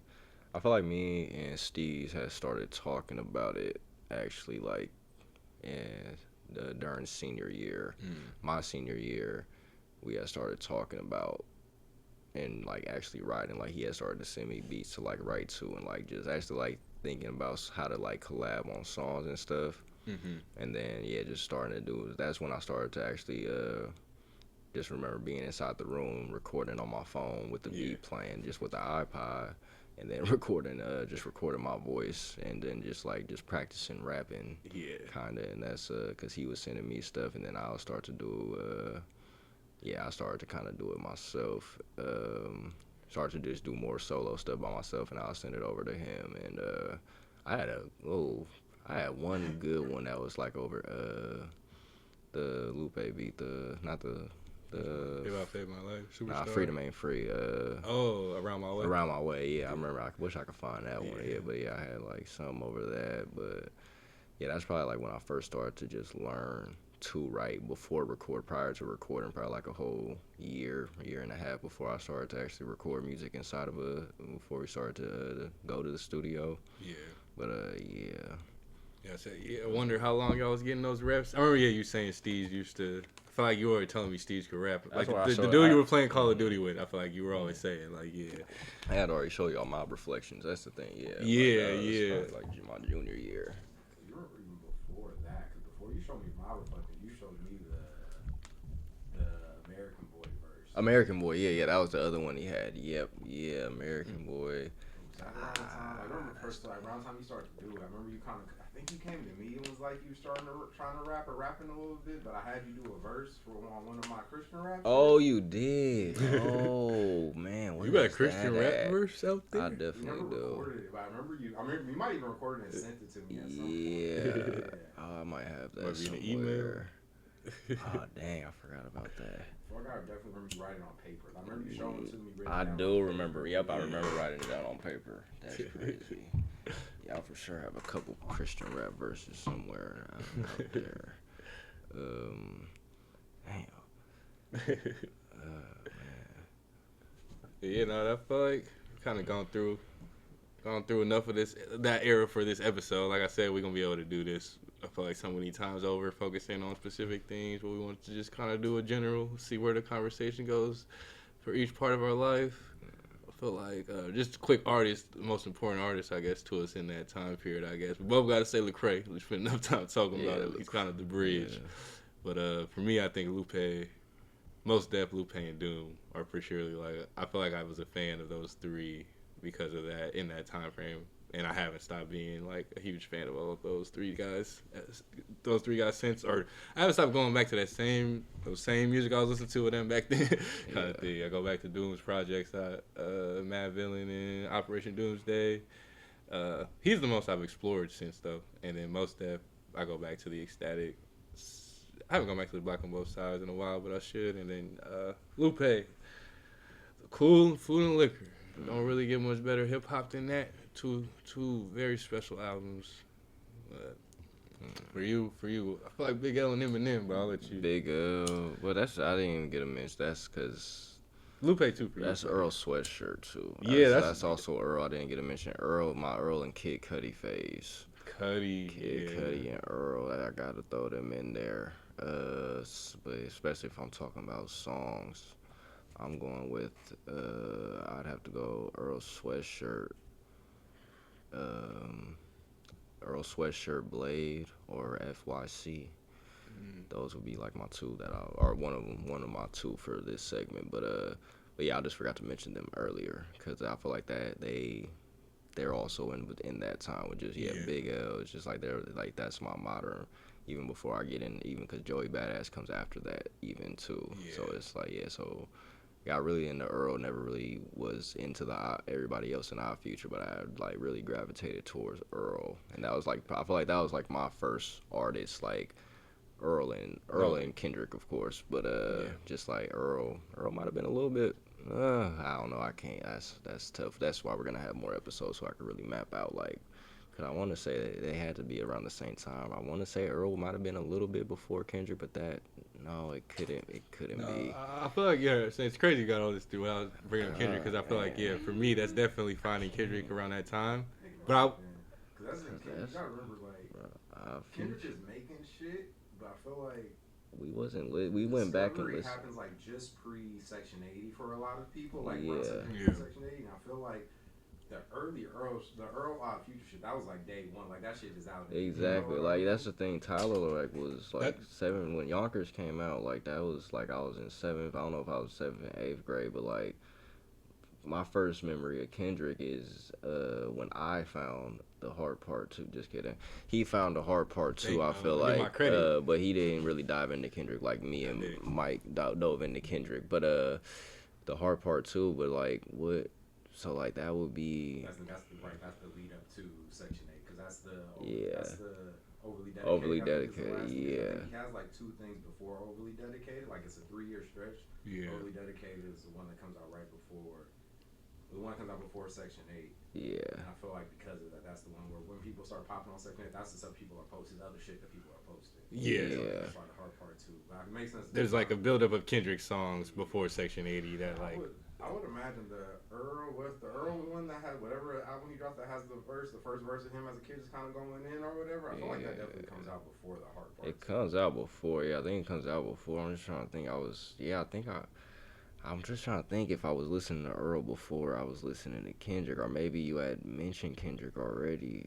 Like, I gotta think about that tonight. Well, I always say the hard part too thing was we didn't start listening to him. I think for like at least a couple months after that, maybe even a little bit longer than that. But I just remember, I just had this specific memory of the hard part 2. I listened to it like that one night, and then I found the hard part 1, and then that was the one because I feel like that's the one. One of them is more where it feels the voice gets really high on the ending kind of thing. But That's hard part 2. That's hard part 2. That's my memory. It's like, bro, he's crying on the track. That's what I'm saying. I remember saying to you the next day. That's why I remember saying to both of y'all the next day. Yeah, dude, crying on the track. It was just like, But I feel like we didn't listen. Like I was saying, I feel like not to brush me off, but I feel like we didn't really go in and I don't know what it was that forced the hand eventually, but I feel like once it happened, it just happened. Yeah, we I'd did. be surprised if y'all found it. Cause that's the thing. First thing I listened to was Section 8 before I heard Section 80. I wonder if I'll come back in the summer and like he comes up because y'all bring him. I was like, oh yeah, or like I told y'all about. It's like, oh y'all know him. You know, that's the thing I dove in. Cause that shit I do remember a lot of stuff that I was diving into was all because 2011 was when I know because it was ASAP Rocky and Kendrick because me and Emmanuel had got really into Kendrick. That's the thing too. So yeah, I think Earl might have been slightly before. If not, then I was just going back and listening to both their stuff in maybe 2010. Like Earl is just a sweatshirt, Damo Genesis, Stone, like all of that. Yeah. That shit was pretty early. I want to say, I don't know, it might have been some. Check the year on it. Yeah. But no, when you first started talking about it, I was just like, yeah. When you first brought it, I was just like, oh, it's crazy that, because you said, yeah, Joey's the next era. I feel like you wouldn't actually fit Joey into this era because it's like the end of this era. Yeah. Like, I feel like, yeah, the end of this 2015-ish, 14, 15-ish, the last couple of years even, is when I felt like we're kind of into that's such a specific time period I feel like we all remember, I guess, kind of thing.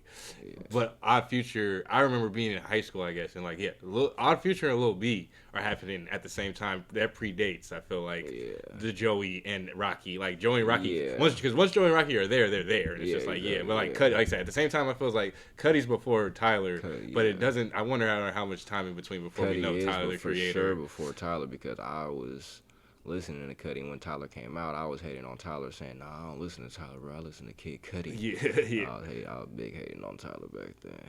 But then I discovered Earl. But yeah, it had to. Yeah, I don't know. That's why we'll figure out on another episode. Yeah, but, we'll highlight. We gotta focus. We're gonna do an Earl Sweatshirt episode probably. But what's our 2 songs? Okay, what's your 2 songs for this segment? It's tough. You already said. We're both gonna pick a gospel one probably. I'm going. You take the Lecrae one then, actually. I'm going Lecrae. Take Me As I Am. What's the one on the end of After the Music Stops? I'll pray. Yeah, that's the one though I'm talking about though. Praying for you. I'm taking I Did It For You. I Did It For You, yeah. I Did It For You by Lecrae. And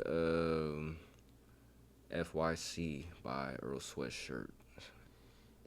I'm gonna go. Hey, what's the one? I'm gonna go. I'm trying to choose the most Def song right now. What's the one? I could go Respiration, but I'm not gonna pick Respiration. I want to pick a song from The Ecstatic. Why you think of that? Shout out to my middle school English teacher. Mm-hmm. She tried to show us hip hop. She tried to incorporate the hip hop with the English to keep us engaged. And she came in there one day and she said, "Look, this is a song by Mos Def." I was so mad, but she was a great person though. But I was like, oh man, that's hilarious. I forgot what song it was too. I don't remember. It was something I knew. I love Respiration. I love Mathematics. Listen to those songs a lot. I feel like those are the big ones, though. Respiration. What's the song? You don't know The Ecstatic as much. What's the song I be listening to on The Ecstatic?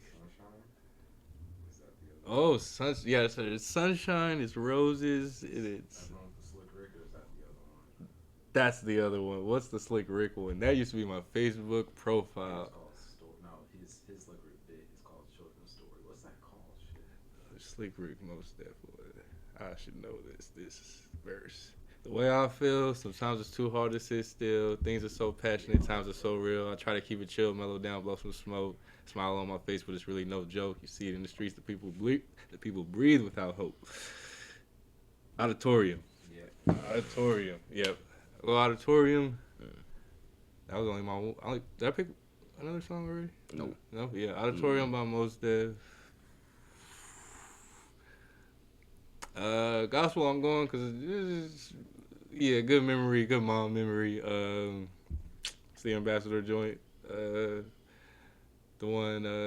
Feels good. Feels good. Oh, feels good. That was good. good one. That's another one I know. That's another one. My mom's favorite movie is Beauty and the Beast, and The Truth, who was, like I said, kind of our whole family's favorite rapper who was dropping music at the time. And he has a verse where he mentions Beauty and going to see Beauty and the Beast with his family on that song. And it's just a really, for looking back on a lot of them Christian songs, you know, that's some of them are easier to go back to. That one's like an interesting one to go back to because it's just a good vibe song of like, oh no, like yeah. Go to June for a cheesecake and go back to Philly Because because you really want a cheesecake. Yeah. What was the one where they was talking about the Take window? a Bible in the What Starbucks. song where they talking about the window? What is that song, bruh? I don't think it's not feels good. Ambassador? No. Why hip hop, gift rap? Oh my God, this is gonna bother me. Oh, this is a random one of them synchronicity things I figured out the other day. I can't find it actually. I feel like the universe messed with me a little bit, but most places for gift wrap, it says released February 22nd, which is our mother passed away on February 22nd. That was her favorite. But gift wrap was like Christmas time come around. She loved Christmas. Yeah, all through this time period, yeah. Once that gift rap Cross Movement album came back, like even when we stopped listening to Cross Movement, like she put that album on. It was part of her Christmas albums, and like yeah, we ran through that one a lot. And it does. That's real specific. When I think of Christmas music, I think of like us experiencing that. Like that first song comes on, it's like oh yeah, it's that time of year. Grime and Giddy like spit on the mirror. Welcome to Christ says, can I take your order? I had the bread of heaven and the living water. That what song was that? From the mid to the east, yeah. Oh man. That's the first one we heard because it's on Flames. That's on Flame, yep. Yeah, that one. Oh man. Guess I'm a fanatic for Christ. But no, yeah, gift wrap. I was like February 22nd. That tripped me out. Cause I feel like it says two different places dates when you Google when it was released, but like I was checking all the places, like it says it at the bottom, like Bandcamp, all the places it would be for like when they was dropping music and back then it was just like oh yeah, it's February 22nd. It was just like no, that will be the day she passed, but it's just that album was crazy. I gotta go back to that one this Christmas and see. So like Christmas stuff's always a funny listen to now, at least, like the very least. I feel like. I still know. Wiseman song is fun, but the Tonic Happy Birthday to Who song? Happy birthday to Xbox, he said, roll with my Xbox Live. Yeah. Probably make me say this gonna be big. Like the whole wide world gonna be at this shit. He said economist, but the invite said birthday boy was anonymous. How crazy is that? Yeah. I was gonna say shout out to that. The song you was talking about. I feel like there was a lot of during that time there was a lot of Christian rappers trying to figure out a way to do Jesus Walks lines because Kanye dropped Jesus Walks. But I feel like that song got the real Jesus Walks. Me even through the wire. Oh yeah, I done flipped that one. I flipped that a couple times too. Yeah, we get to 100 episodes of this show. We're gonna do an episode dedicated to Kanye. Not until then. We didn't talk a lot about Kanye. Yeah, I know he deserves. That's what I was thinking. He deserves his own episode. I mean, he's playing. But not right now. This whole time we're doing the LL Cool J Run DMC. It's like Kanye is the other one who's there. Is there? But That's yeah, given that College Dropout. You mentioned it earlier. Like you thought College Dropout was Christian music, because we only were allowed to listen to like 4 songs on College Dropout for real. I mean, I was. I'll just tell that quick story. I think our big cousin told our moms it was cool to listen to. Which looking back, he was in his early 20s when Dropout came out, and like said like probably for him it was, oh yeah, you talking about Jesus and stuff like that. But we listened to it. I felt our mom's putting it on for us. She got the clean version. Yeah. I just remember some of the first time. Maybe it was just the first time where we were listening to like all the way through before we kind of knew which songs we were gonna skip kind of all the way through it, or we knew which ones we just wanted to listen to. But I just remember the first time hearing like the what was it? The skits. The skits hilarious. With the Marvin Gaye, Luther Vandross, Lil Anita, that one I feel like that coming on in the car and mom just rushing to skip it. That was. But he deserves his own episode because I feel like that's why one of the like Wayne. I feel like at the time period everybody was listening to them when I was middle or really once I got to high school. Like Wayne and Kanye were in the heart of their runs. It feels like 08, 09, 2010, but I was not like tapped in at all. But always loved Dropout, and when I finally listened to Late Registration. I felt like around that same time where I went through kind of listening to Jay and Wayne and trying to do my due diligence. Like, Late Registration, Still go back to songs off that one. Still one of my favorite Kanye projects. Graduation's amazing, too. But, let's finish off this segment there before we start talking too much about Kanye. We're going to get into part 3 right after the break. Yeah. All right, we're going to get into the final segment of Creative Conversations here. We'll start with JBadge, the beginning of JBadge 2015. Talk about what you were listening to and just the beginning of becoming a rapper, an artist in that era. So 2015. That's a interesting time to get in, just become an artist because it's like the early shift into like the digital, everything's like streaming. Digital, streaming at that point. But at that time I'm listening to, that's where I'm heavy. 2015 is Vince Staples. Stolen Youth, and Shine Cold Chain. That's 2014-ish. Both of those are like 2014-ish, and then Summertime 06. That's 2015. That is 2015. That's the album he dropped in 2015, and what else dropped in That's 2015 is a good year of albums for me. Earl drops, I think Earl drops. Grief might have been 6. That might have been. I don't like shit. I don't like shit. I don't go outside. Yeah. I think that was 2015. I want to say. Yeah, it doesn't feel like 2016 for that one. Was it 14 or 15? Yeah, and To Pimp a Butterfly was.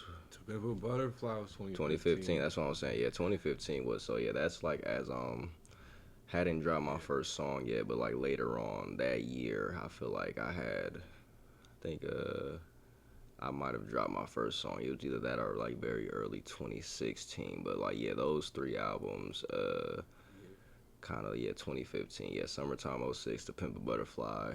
I don't like shit. I don't go outside. Now you must have dropped. I feel like you must have dropped late 2015 because I remember talking to moms about one of your first songs. 17. Okay. I was at the apartment. Yeah. And I had to move out of that apartment at the beginning of January. And that was like, I remember the apartment was all cleared out at that point. Yeah. Like we talked, like I felt like probably November, probably November, December. It was cool to hear. I feel like cool for us to go through, like we having the convo like we are. I guess the point of the show, because it's just. Oh, no wonder you started making music if all of your inspirations dropped at that time and you found them kind of in those couple years leading up to 2015, like the arsenal of that. I feel like Earl, Vince, Kendrick, like kind of. And Before the Money, Joey. Joey, that was like all my favorite Rocky. artists just dropped. That year, Rocky had dropped too. It was just so. Of course, by the end of that year, you're gonna at least try to get it, or like get behind the microphone and realizing these people, were so inspirational. I feel like probably. I feel like early 2016, I started listening to Future. That's where Future and Young Thug. Yeah. So it's all of them and then adding Future and Young Thug onto the list is just like. But that's me. That's like what I'm listening to. That's what I'm listening to as I'm getting into making music and dropping. Like my first song was.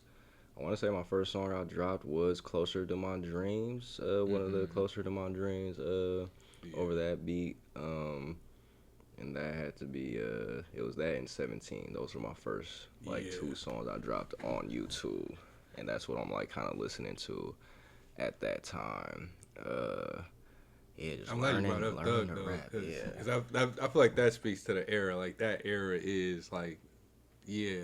Once we're in 15, 16, that feels so much. Obviously, the future, yeah, Future's run starts there, but I feel like influence. They're both there. Influence on your Yeah. music, but I think the effect of how do you put out music, how do you make music, how do you get your music heard at that time? Like Thug is like kind of the they Thug's taught me, Thug's bro. like yeah Thug's run or Thug's journey, or like, and I feel like he speaks to kind of where what era of music we very quickly were in, I guess. Say what you want about Young Thug.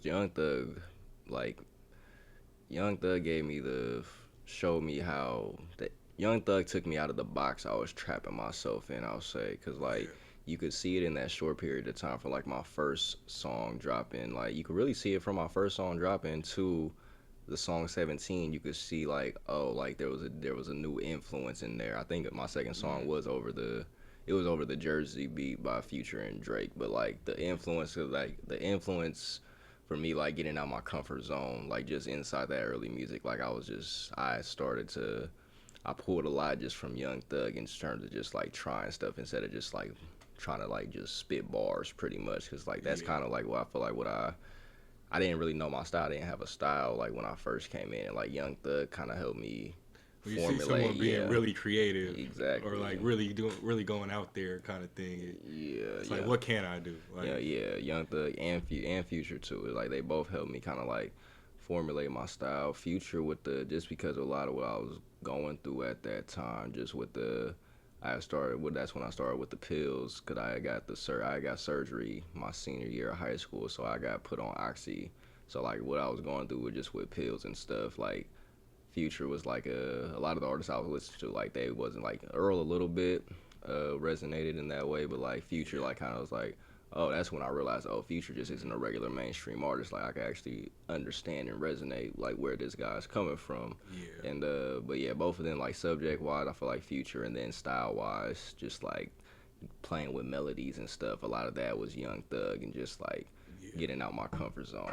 I'll never forget that. I feel like that Apple Music doc we watched that one time for Future. The Future one, yeah. Yeah, but I feel like it was 3 Stacks. I feel like it was there, and 3 Stacks. Andre said it in multiple places. Of just kind of like, this dude is a genius kind of thing. But I feel like it's just, I think back, to that time period when you first started, and just he's such a good person. I feel like to listen to for like, I guess.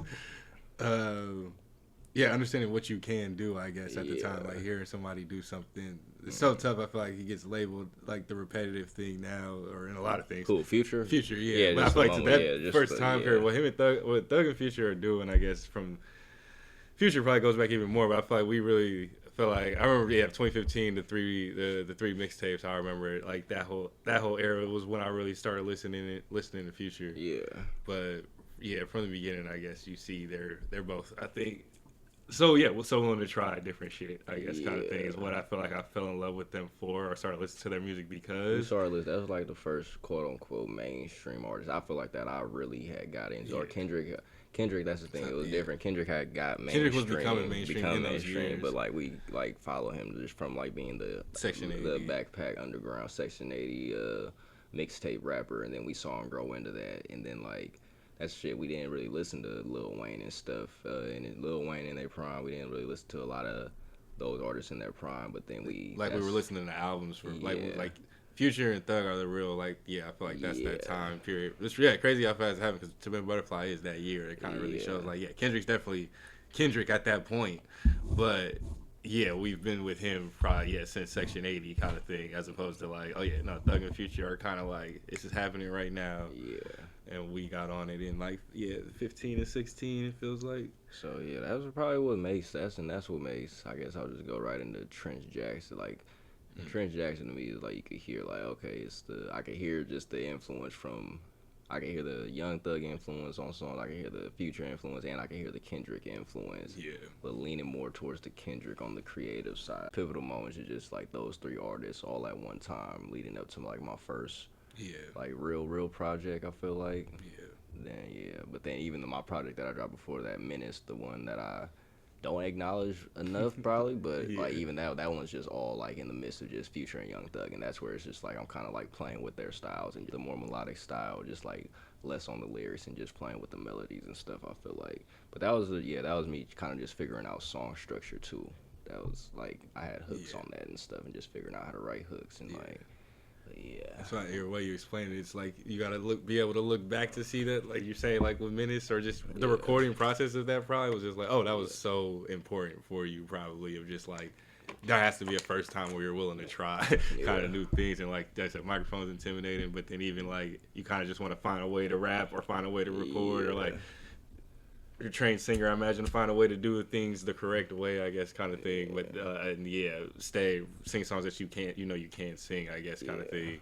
But like, I feel like that's what Thug and Future are also just kind of what hip hop gives you, especially that like 2010s, the way hip hop went in the 2010s, the way rap went in the 2010s is just like no, like you can kind of try anything and we can find anything. Like this space more than any kind of like you can do anything, which for better or for worse to what people think about it, but like that's how you do find kind of like why hip hop kind of the styles turn over on itself like so quickly kind of thing, or why something could shoot up to the mainstream so fast, where hip hop started before the MC became more focal point. I guess it has this initial run of like the DJ beatboxing being a really big part of it. It was like people like to hear good cool sounds, and if you can make if you can find new cool sounds to give to people, like hip hop's the space where you can figure that out.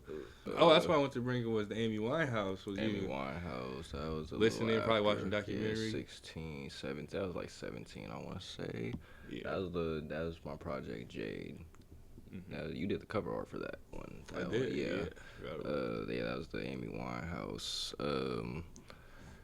That's a sad documentary. I should go back and watch that one. But that was probably like 2016 or 17. That had to be 17. I'm trying to think what else I was listening to. The Sunshine, Blue Skies, Please Go. What's that one? The Temptation song. That was. I Wish It Would Rain. Yeah, I Wish It Would Rain. Yeah. Just non-rap stuff. I'm trying to think of. I could pick up too from there from my side of like. Mm-hmm. Yeah, that's when I feel like I most sort of start to branch out a little bit. Yeah. Which old school made it the easiest. I feel like that goes back to whenever Pandora started. I feel like I was able to like start to just. I was on there and I was just like 60s, 70s, Temptations, Earth, Wind, and Fire, mostly Temptations type stuff. I feel like that era, but definitely like 2015, 16. I feel like I was specifically like first time listening to the Beatles. Cause we were just like I said, family that love rap, family that love hip hop. Like we were, I think, so locked in there, and I think that was the first time where I like made a concerted effort. Like I said, 11, 12, 13 was when I like tried to listen to the rappers that I hadn't listened to that everybody would say you need to listen to. 14, 15, 16 for me is for surely like like I said, listening to the old school stuff, but listening Jackson, I forgot about that. I was listening to Michael Jackson at that time. Trench Jackson, that's the thing. Yeah. I was going to say Arctic Monkeys. I feel like I listened to them at that time for the first time. What was the other one? Oh, the Black Keys. I remember that. Arctic Monkeys and the Black Keys. The Black Keys was the name of this this is an album by the Black Keys. The name of this album is Brothers. That one's, Everlasting Light. You probably know one or two songs off that because they're on Live or 2K, actually. They're on one of the games, I think. But yeah, I feel like that was, looking back, like that was the beginning where I feel like I haven't really stopped. I feel like it feels like I've been on a 10-year journey now to look back to 2015 to be like, oh, eventually I made it to like, going into like I have my favorite disco songs. I kind of have my favorite songs from every decade now, and like just kind of keep adding to, I guess, trying to understand genres and eras and stuff like that, and trying to keep digging deeper. But I feel like it really starts there, where I feel like hip hop made me love music, and then 14, 15, 16 is a transfer where it's like I'm always gonna be keeping up with hip hop, but at that point I was ready to just like start to dive in. I didn't know where to start, but I was always at my job, like my first couple of jobs, I was asking people what to listen to, what they listen to, trying to figure out what people's music genres they liked was, because I was just kind of open to like just finding new stuff that I hadn't heard before and stuff like that. But And then on the artist side, you feel me? That time for me wasn't really, again, still now we're thinking about rhyming, rapping, really making music at all. I don't even think I was thinking about making beats at that point. More than anything, I was actually always thinking, I just wanted to learn how to turntable, like scratch, because I just always loved the way it sounded, loved the way it looked. But I'm glad you brought up the cover though, because that's probably the most time in my life where I am drawing, like probably 15, 16, 17, 18, 19, those 4 years I feel like was being at work, and like, it was only a matter of time before I was like, start drawing something. It's cool to start something at work because I'm bored, and then end up like at home after. It's like, I gotta go back and finish or keep going with that. And I feel like that's something I feel like I got away from too, but like that specific, like 4 or 5 years of my life, I was like, a lot of stuff in a notebook I had somewhere. It was always creating. I feel like, even before getting into music, actually. Yeah. We move on through Future, I guess, because I feel like this is really the era where Future, post 2016, as we go further down the line. That's the run right there. 2016 to 20. Shit, boy. I say 20 from DS2. That's 2015. DS2 all the way up until. I have to say, I feel like that's the run where I feel like our favorite projects might be in there in this range from after DS2. Future and Hendrix 2017. That's the thing. And then he dropped that. Him and Thug dropped Super Slimy. So that was big too. Like, we got the Future and Thug collab finally. And then that's 3 in 2017.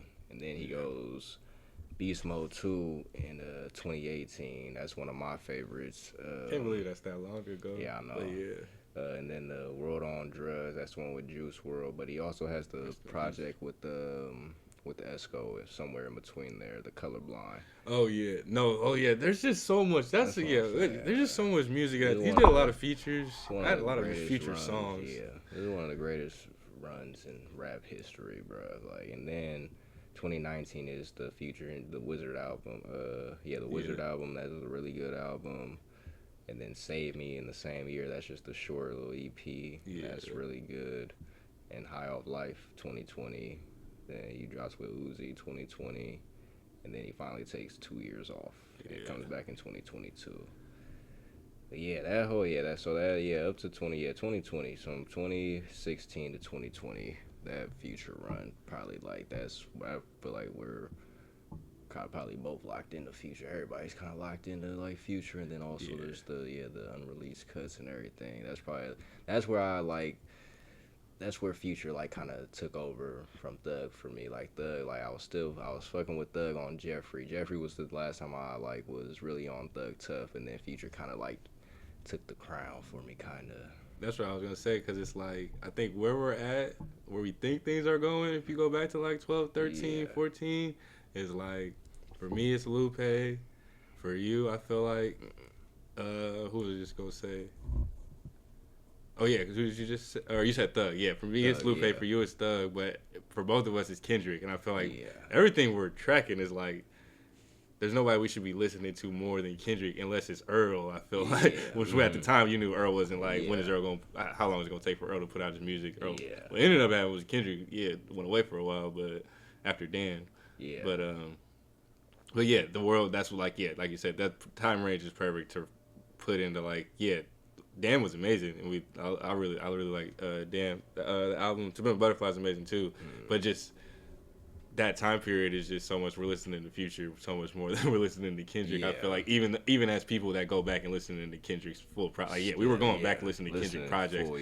Specifically, that's what I forget. Untitled and Masters in this era. That's the one project that he has over. I feel like Future in that era where it's I listen to this more than anything.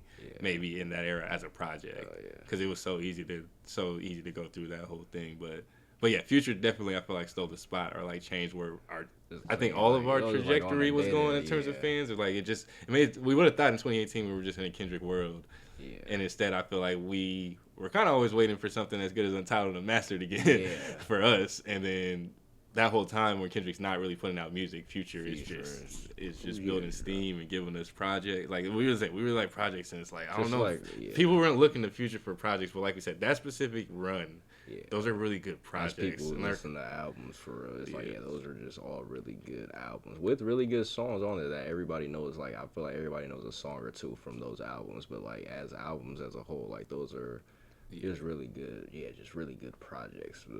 Not a lot, Future but not a lot of people projects. sticking around for the end. I feel like with Future, probably to know. I feel like I think I always say like where some of your favorite songs are, just kind of like, oh yeah, some of your favorite Future songs are like the last one or two songs on some of these projects, where it's just like, yeah, these are it's like, yeah, but you know, like these are some of his best songs. Like Hate the this is a Real different Me. artist than people even know. Yeah, Hate the Real Me. What's another one, bro? Oh my god. Yeah, so much. Just like, bro. that's why I forget what the Hate end the of Real Me, Hendrix is. Afterlife, For the Gang. It's just like it's the deep album because it's not the hit song. It's like, oh, this is like, that's where, yeah, those are the songs I go to when people try to say Future's just a mumble rapper or he's repetitive. I'm like, no, bro. This guy is. It's mainstream music or making mainstream popular music gets repetitive, and he's really good at making that whenever he feels like it, but nobody's listening to the other stuff. And I still feel like he does it. In his run, like, yeah, that's the whole what we were talking about earlier. Like, yeah, he's trying to do different shit at the time, and it's funny to get to a point where it's like, I feel like mumble rap and everybody sounds the same kind of thing, but like, yeah, 15, 16, it's like, no, this is different. And 17, 18 is not too far away, so everybody's still obsessed with this different thing. Right. So yeah, if he puts any effort into making a hit, he's gonna make a hit. Like, he's gonna give you a hit in that run. Because this is not what people have heard or expected before. Just another, and not even like say, it's just another turn in hip hop, like they've all happened when they happen, I guess, kind of thing. But like I said, where we thought we were headed with hip hop was the Kendrick Lamar world, I guess, and it very quickly became a Future. 2015 to 2019 is like a Future and Young Thug world, and the SoundCloud streaming. That's what I want to talk a little bit about. Just SoundCloud, where we're listening to music at that point is like I remember I got on Apple Music, and I feel like I wasn't on SoundCloud as much, but I feel like you and Ryan was on SoundCloud a little bit. I was more so dropping on. I was in the midst of just the SoundCloud era, just dropping music as an artist. But like, yeah, that's where like that's the thing too. Just a lot of unreleased music on SoundCloud, just like Future, Young Thug songs unreleased. Earl unreleased songs. My partner Amari, he used to know all like the up and coming, like just the sound, like, yeah, when SoundCloud was booming, like the SoundCloud rappers, like everybody was coming before they even came up, like he knew, like, yeah, just he would just know like all of them. So it was I don't know, man. I always say shout out to the SoundCloud era. I feel like it was just a slept on time, just in like music history. It just went by so quick. It was like just seemed like it was gonna be here to stay. They tried, they're still here, but it's just like that era where artists were really coming up and blowing up off of SoundCloud. It was just one of the most organic times, I feel like. You just know it, like, it's like, oh wow, this was like people just dropping music for free, and people actually needing it at a time where subscriptions are just becoming so dominant. It's like, okay, everybody can't pay, especially kids. They can't pay to. They're not about to. They can't pay for a subscription service, or their parents might not pay for a subscription service, or they might not understand that yet. But at the beginning, it wasn't normal yet. But they can go to SoundCloud, and that's the thing too. Yeah, just a lot of people. Yeah, that's just a source for music for a lot of people. Say, what did Earl? I guess I would say, what did Earl drop in this time period, or is this really just the Earl? This is Earl dropped the Some Rap Songs. That was 2019. Okay, yeah. So that's 2019, Some Rap Songs. Yeah, I feel like you brought him up a couple times. You said it earlier. I feel like realizing when you were young, 2019. To go back to the beginning, I guess, when you first started rapping, you were saying listening to Earl and Future, because they were both, I guess, talking about the things. Like, I feel like you started, you said, like, what you started going through with the pills and stuff like that, or just a little bit here and there. I mean, it's interesting. I feel like Earl's music just is for specific, somewhat specific of our generation, I guess, of like the type of thing to, type of music that's good for when we're going through depression, I feel like. And he was a teen when we were teenagers, so he was making it, like you said, the artist for us kind of thing. But to get to 2019, I think, in that project, and to have that Future run, I think is, like I said, it's crazy how much time I guess it took for Kendrick to come back around to kind of center stage it as, I think, favorite artist kind of thing, because I feel like we were heading in a direction where Future and Earl, I feel like, lined up really well with you, and you kind of had, a nice long run with them. Yeah. Saying Earl's funny. Yeah, Earl's really kind of probably like in every one or every 2 or 3 years, or yeah, a couple years. every few years. Yeah, but what did Vince did? He did an EP after Summertime. Prima Donna. Prima Donna, Donna. Prima Donna. Yeah, that's the one. Prima Donna and Untitled Unmastered. That's two projects from this era. We're gonna pick a couple songs. We'll probably try to wrap this era or this segment up real so we can keep going. But those Prima Donna and Untitled Unmastered. We ran through those projects a lot, front to back, and we went back to front. Like the two projects we used to listen to backwards at some point because we listened to them so much. Shows where Vince was headed. Yeah, that was a real movie. He used to put it together. He was acting a little bit in there. Now I gotta get caught up on both. I gotta get caught up on Earl and Vince. I got a lot to catch up on. Yeah, just dropping the album finally. I guess we'll wrap up. So we'll probably get to the 2020s, and like I said, we're gonna do these episodes with just us, where we can go through again and again and focus on different eras of different artists and stuff like that. But just quick wrap up, I guess 2020s. Artists are with songs. Yeah, songs, music, I guess too, and I feel like just say real quick, I guess you dropped. I started making beats in 2020. Oh yeah, and I felt like Jordan went on to drop Chapter 4, the first album. Yeah, got your music on streaming services in that post 2020. That's all happening at the same time. So that's my first album, Chapter 4, and that's literally at the time that you're starting to make beats. That's just that time to just think of that time. That's just a lot of time in the garage or inside here. Yeah, just inside here, studio out here. I moved back home in 2019. Yeah. But then the pandemic hit 2020. That's crazy. I feel like that's when I started making. That summer I started making the beats, and that was like the beginning. Like Mike, my older brother, bought the Fruity Loops, and then got the full version or whatever it was, so I could so I could just play around on it. I feel like did a lot of playing around on there just the first time. Still like going back to hear kind of that stuff I made because it's just really all over the place. But it feels like the music that's always gonna be just for me, I guess, kind of thing. But by 2022, like you're saying though, I feel like there's like segments where I would really lock in for like a couple weeks or a couple months, and then it'd be like just like a really fun thing that I keep coming back to doing was just making the beats and trying to get better at make beats. Yeah. But it left me with enough. I feel like because I have one. There's one on your album. By the time your album comes out. Chapter 4, Chapter 4 is the first one. It's the first song. First song. Yeah. And then on my album now, it's you have a beat on the forward. Yeah. It's the one with the multiple beats on it. But is it Gotcha or no? The other one. The beat name? Yeah. I can't remember the beat name. Yeah, no.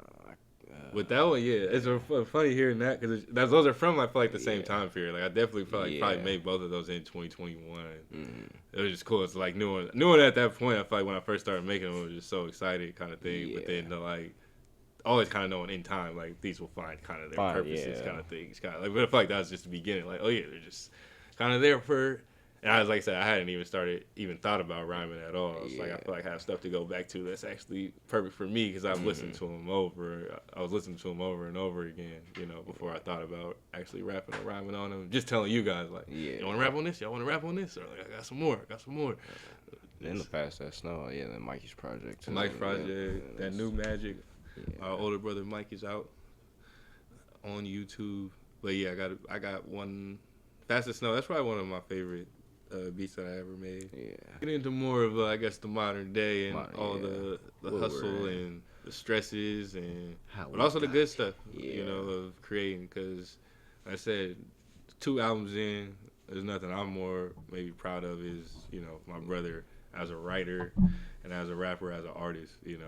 Both those albums are amazing to me and I like we're doing this podcast because you can clearly see like music is our greatest influence. Like the artists we listen to is how we could understand, I guess, whatever we're going through in life at the time. How we understand each other. To have 2 albums from my brother, it's like it means more than the world to me because it's just the real part of it. I don't feel biased at all. It's more of like, like if a rapper is gonna talk about the realest things they're going through, that's gonna hit home for me if that I can relate to that rapper. But to have the dude that was born from my same mama 2.5 years later, like yeah, to become this person who, yeah, like I said, 2 albums, however many projects that I love, but like I said, yeah, we're here in the now, in this era, all this stuff going on, streaming and now the AI stuff, and who knows where the social media and being an artist in this age is so tough. But on the personal level, that's where it means the most. So, my favorite artist now, after all these artists we listen to, has got to be my little brother, and definitely after 2 albums in, I didn't have to wait for the second one, but it's established now for sure. I appreciate that, because that's one of the first when I made music, I used to be frustrated. Or first started making music, I used to be so frustrated just trying to make it songs down, but I always wanted to just get to a point where I become a regular part of my brother's rotation, and that's just always one of the things that makes me, like, with everything you deal with in music, like that's really one of my biggest accomplishments is just hearing, coming out to the garage or coming to the house and hearing one of my brothers play my music, or hearing one of my brothers singing my lyrics out loud, just like I'm one of the regular artists that they listen to, and that's just like kind of. So hearing that, and just knowing that is like that's something that I really worked. That's something that I really worked towards. It's a long night, just learning how to make songs and just like learning how to express myself. But like they all just kept me pushing even inside, even before I really knew what I was doing. But like being them as our history with music, then being able to hear what I'm trying to do even before I was like even like really cracking it, and then like just getting to see the growth and development. But yeah, that's like one of the things that I really stand on and most proud of. It just like just being able to be one of the artists inside of my brother's daily rotation. From hearing us talk about every single Lupe bar to breaking down your lyrics 15 years later, really cool flash forward to make it to this point. You feel me? And I feel like that all sets up what you were gonna say. Our reveal the guest for next episode. One of the biggest inspirations for both of us. I don't think either of us would pick up a microphone if in our young years. We didn't really talk about him today because we're gonna have him on. But in our young years. The next guest is going to be the one and only Dwight Taylor Sr. You may know him as Transparent.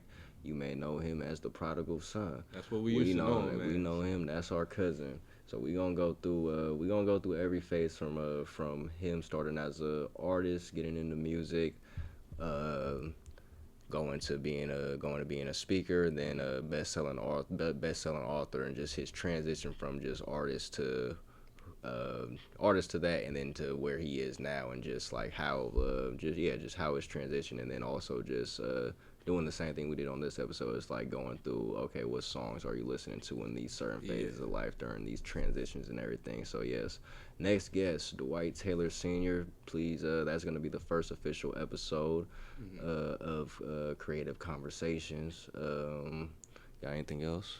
Oh, I was just gonna say I'm kind of excited to see what songs he does pick, because I feel like we kind of. Wait, did we pick songs for the? I was just gonna say we gotta pick our last two songs real quick before we get out of here. Okay. But yeah, no, I want to see what he picks though, because I feel like I only know a little bit about his kind of music taste, I guess, kind of thing. So I'll be interested to see. And yeah, he's 80s kid, so I want to see actually talk about his early days. I know similar to probably me with the church, but a different experience. I know he had a microphone in his hand at a pretty early age, or first tried to rap at a really early age. So I want to hear the early stories with him, and hear what music he was listening to throughout his life. It's fun to hear. But yeah, I guess post 2015. Let's do 2015 to 2020. Yeah, 2015. Finish off the playlist, the soundtrack for episode 1. Oh man, then tough one. I'll pick a Vince one. Yeah, Vince one. Okay, you can do a Vince one. I would have said "Jump Off the Roof" by Vince. Oh wait, is that I might be going earlier era? Is what we said Stolen Youth was the last era. 2015. Yeah. I was gonna say Thought About You. Thought About Gas 14. Yeah, we pick a different one. You can go Vince then. I was really going Stolen Youth. I'll do Jump Off the Roof and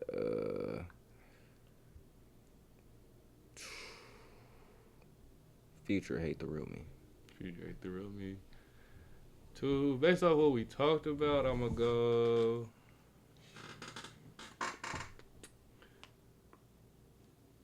Oh, I'm gonna go. You did the Vince. That's what I'm gonna do to Kendrick.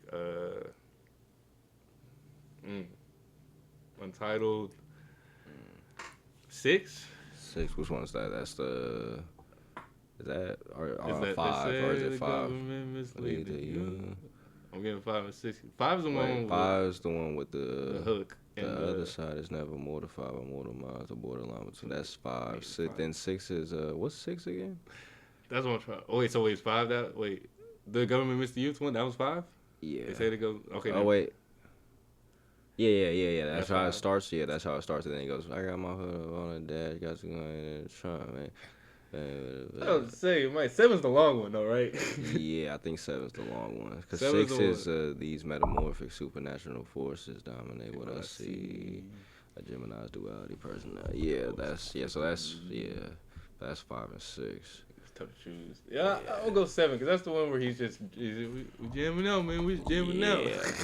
And then it goes to Blue Faces after that. Yeah. So 7. Yeah, I'll go 7 because I feel like that's the most that's. Just that song. If I put it on now, it'll give me that same feeling they gave me when I first started listening to that project. And just kind of like, oh, Kendrick. Just I feel like it's the most kind of free. I don't know. Yeah. Kendrick in his element. Yeah, it's less. I feel like it's not even. It's he gets the soul. I feel like that's the song where you get kind of the soul singer spirit that's in Kendrick, or like the old school artist that's in Kendrick. Like so what he is like can be more than an MC because it's like it feels like this is something like he could just lead. He just feels like a band leader. I feel like kind of thing in an interesting way. And it's like that project. Like I said, go on and on about that project. Second song. What else do we talk about? Kendrick, Earl, Future. What do we see in concert? Damn. Migos. I saw Rocky too. Chance. Oh yeah, my dog. That was the era. That's a whole other episode too, though. The focus is. Yeah, I'll go. Ooh, if I had to actually choose a Future song, that's tough actually. Great catalog.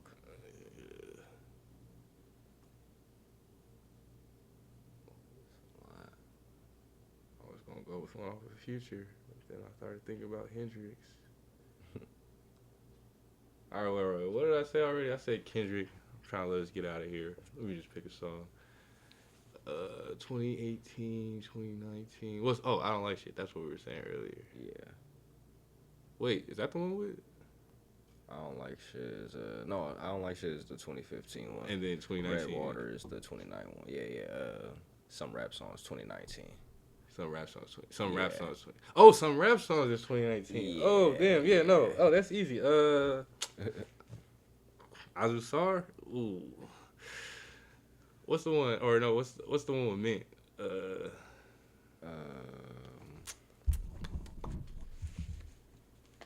On my wait, is that On My Way? It's on some rap song. Some rap song. Yeah. This is my favorite Earl project. I feel like we got lost. The Mint. The Mint. Yeah, with Navy Blue. Yeah. This one got a lot on it. Shattered Dreams, Red Water. All right, I see it. Nowhere to Go. So Untitled, 7, and Nowhere to Go. My choices. And you got? I got Future, Hate the Real Me, and Ben Staples, Jump Off the Roof. Yeah, let's see. It's a good way to end the playlist, I think, actually. I know, Yeah, creative conversations with the soundtrack to life. If we ever don't have artists on or guests on, it'll be just us. I feel like we had enough to talk about our journeys. Our journeys are currently still happening. And I think a big reason we want to start this podcast, I think it is important to look back on the art that inspires you when you were younger. And we can always go back onto our early memories with what we were listening to. I think it's always a healthy therapy exercise. Yes. Appreciate y'all tuning in to the first official pilot episode of Creative Conversations. I am JBadge, and this is. Daniel B. You can find us on social media at. You want to do yours first? Yeah, TikTok, DB Wonder, YouTube, DB Wonder, and Instagram, Daniel B Wonder. You can find most of my stuff on TikTok though. Yeah, TikTok. Yeah, TikTok where it's booming at. For him and for me, you can find me Instagram _JBadge, TikTok JBadge47. Most importantly, YouTube JBadge Music and Patreon. You will see at the it's the top link inside the description. Yeah, those are probably like the two that I'm pushing the most right now. But yeah, that's pretty much it. We'll see y'all for this first official episode with our first guest, Dwight Taylor. Appreciate you guys for watching, and we are up out of here. Peace.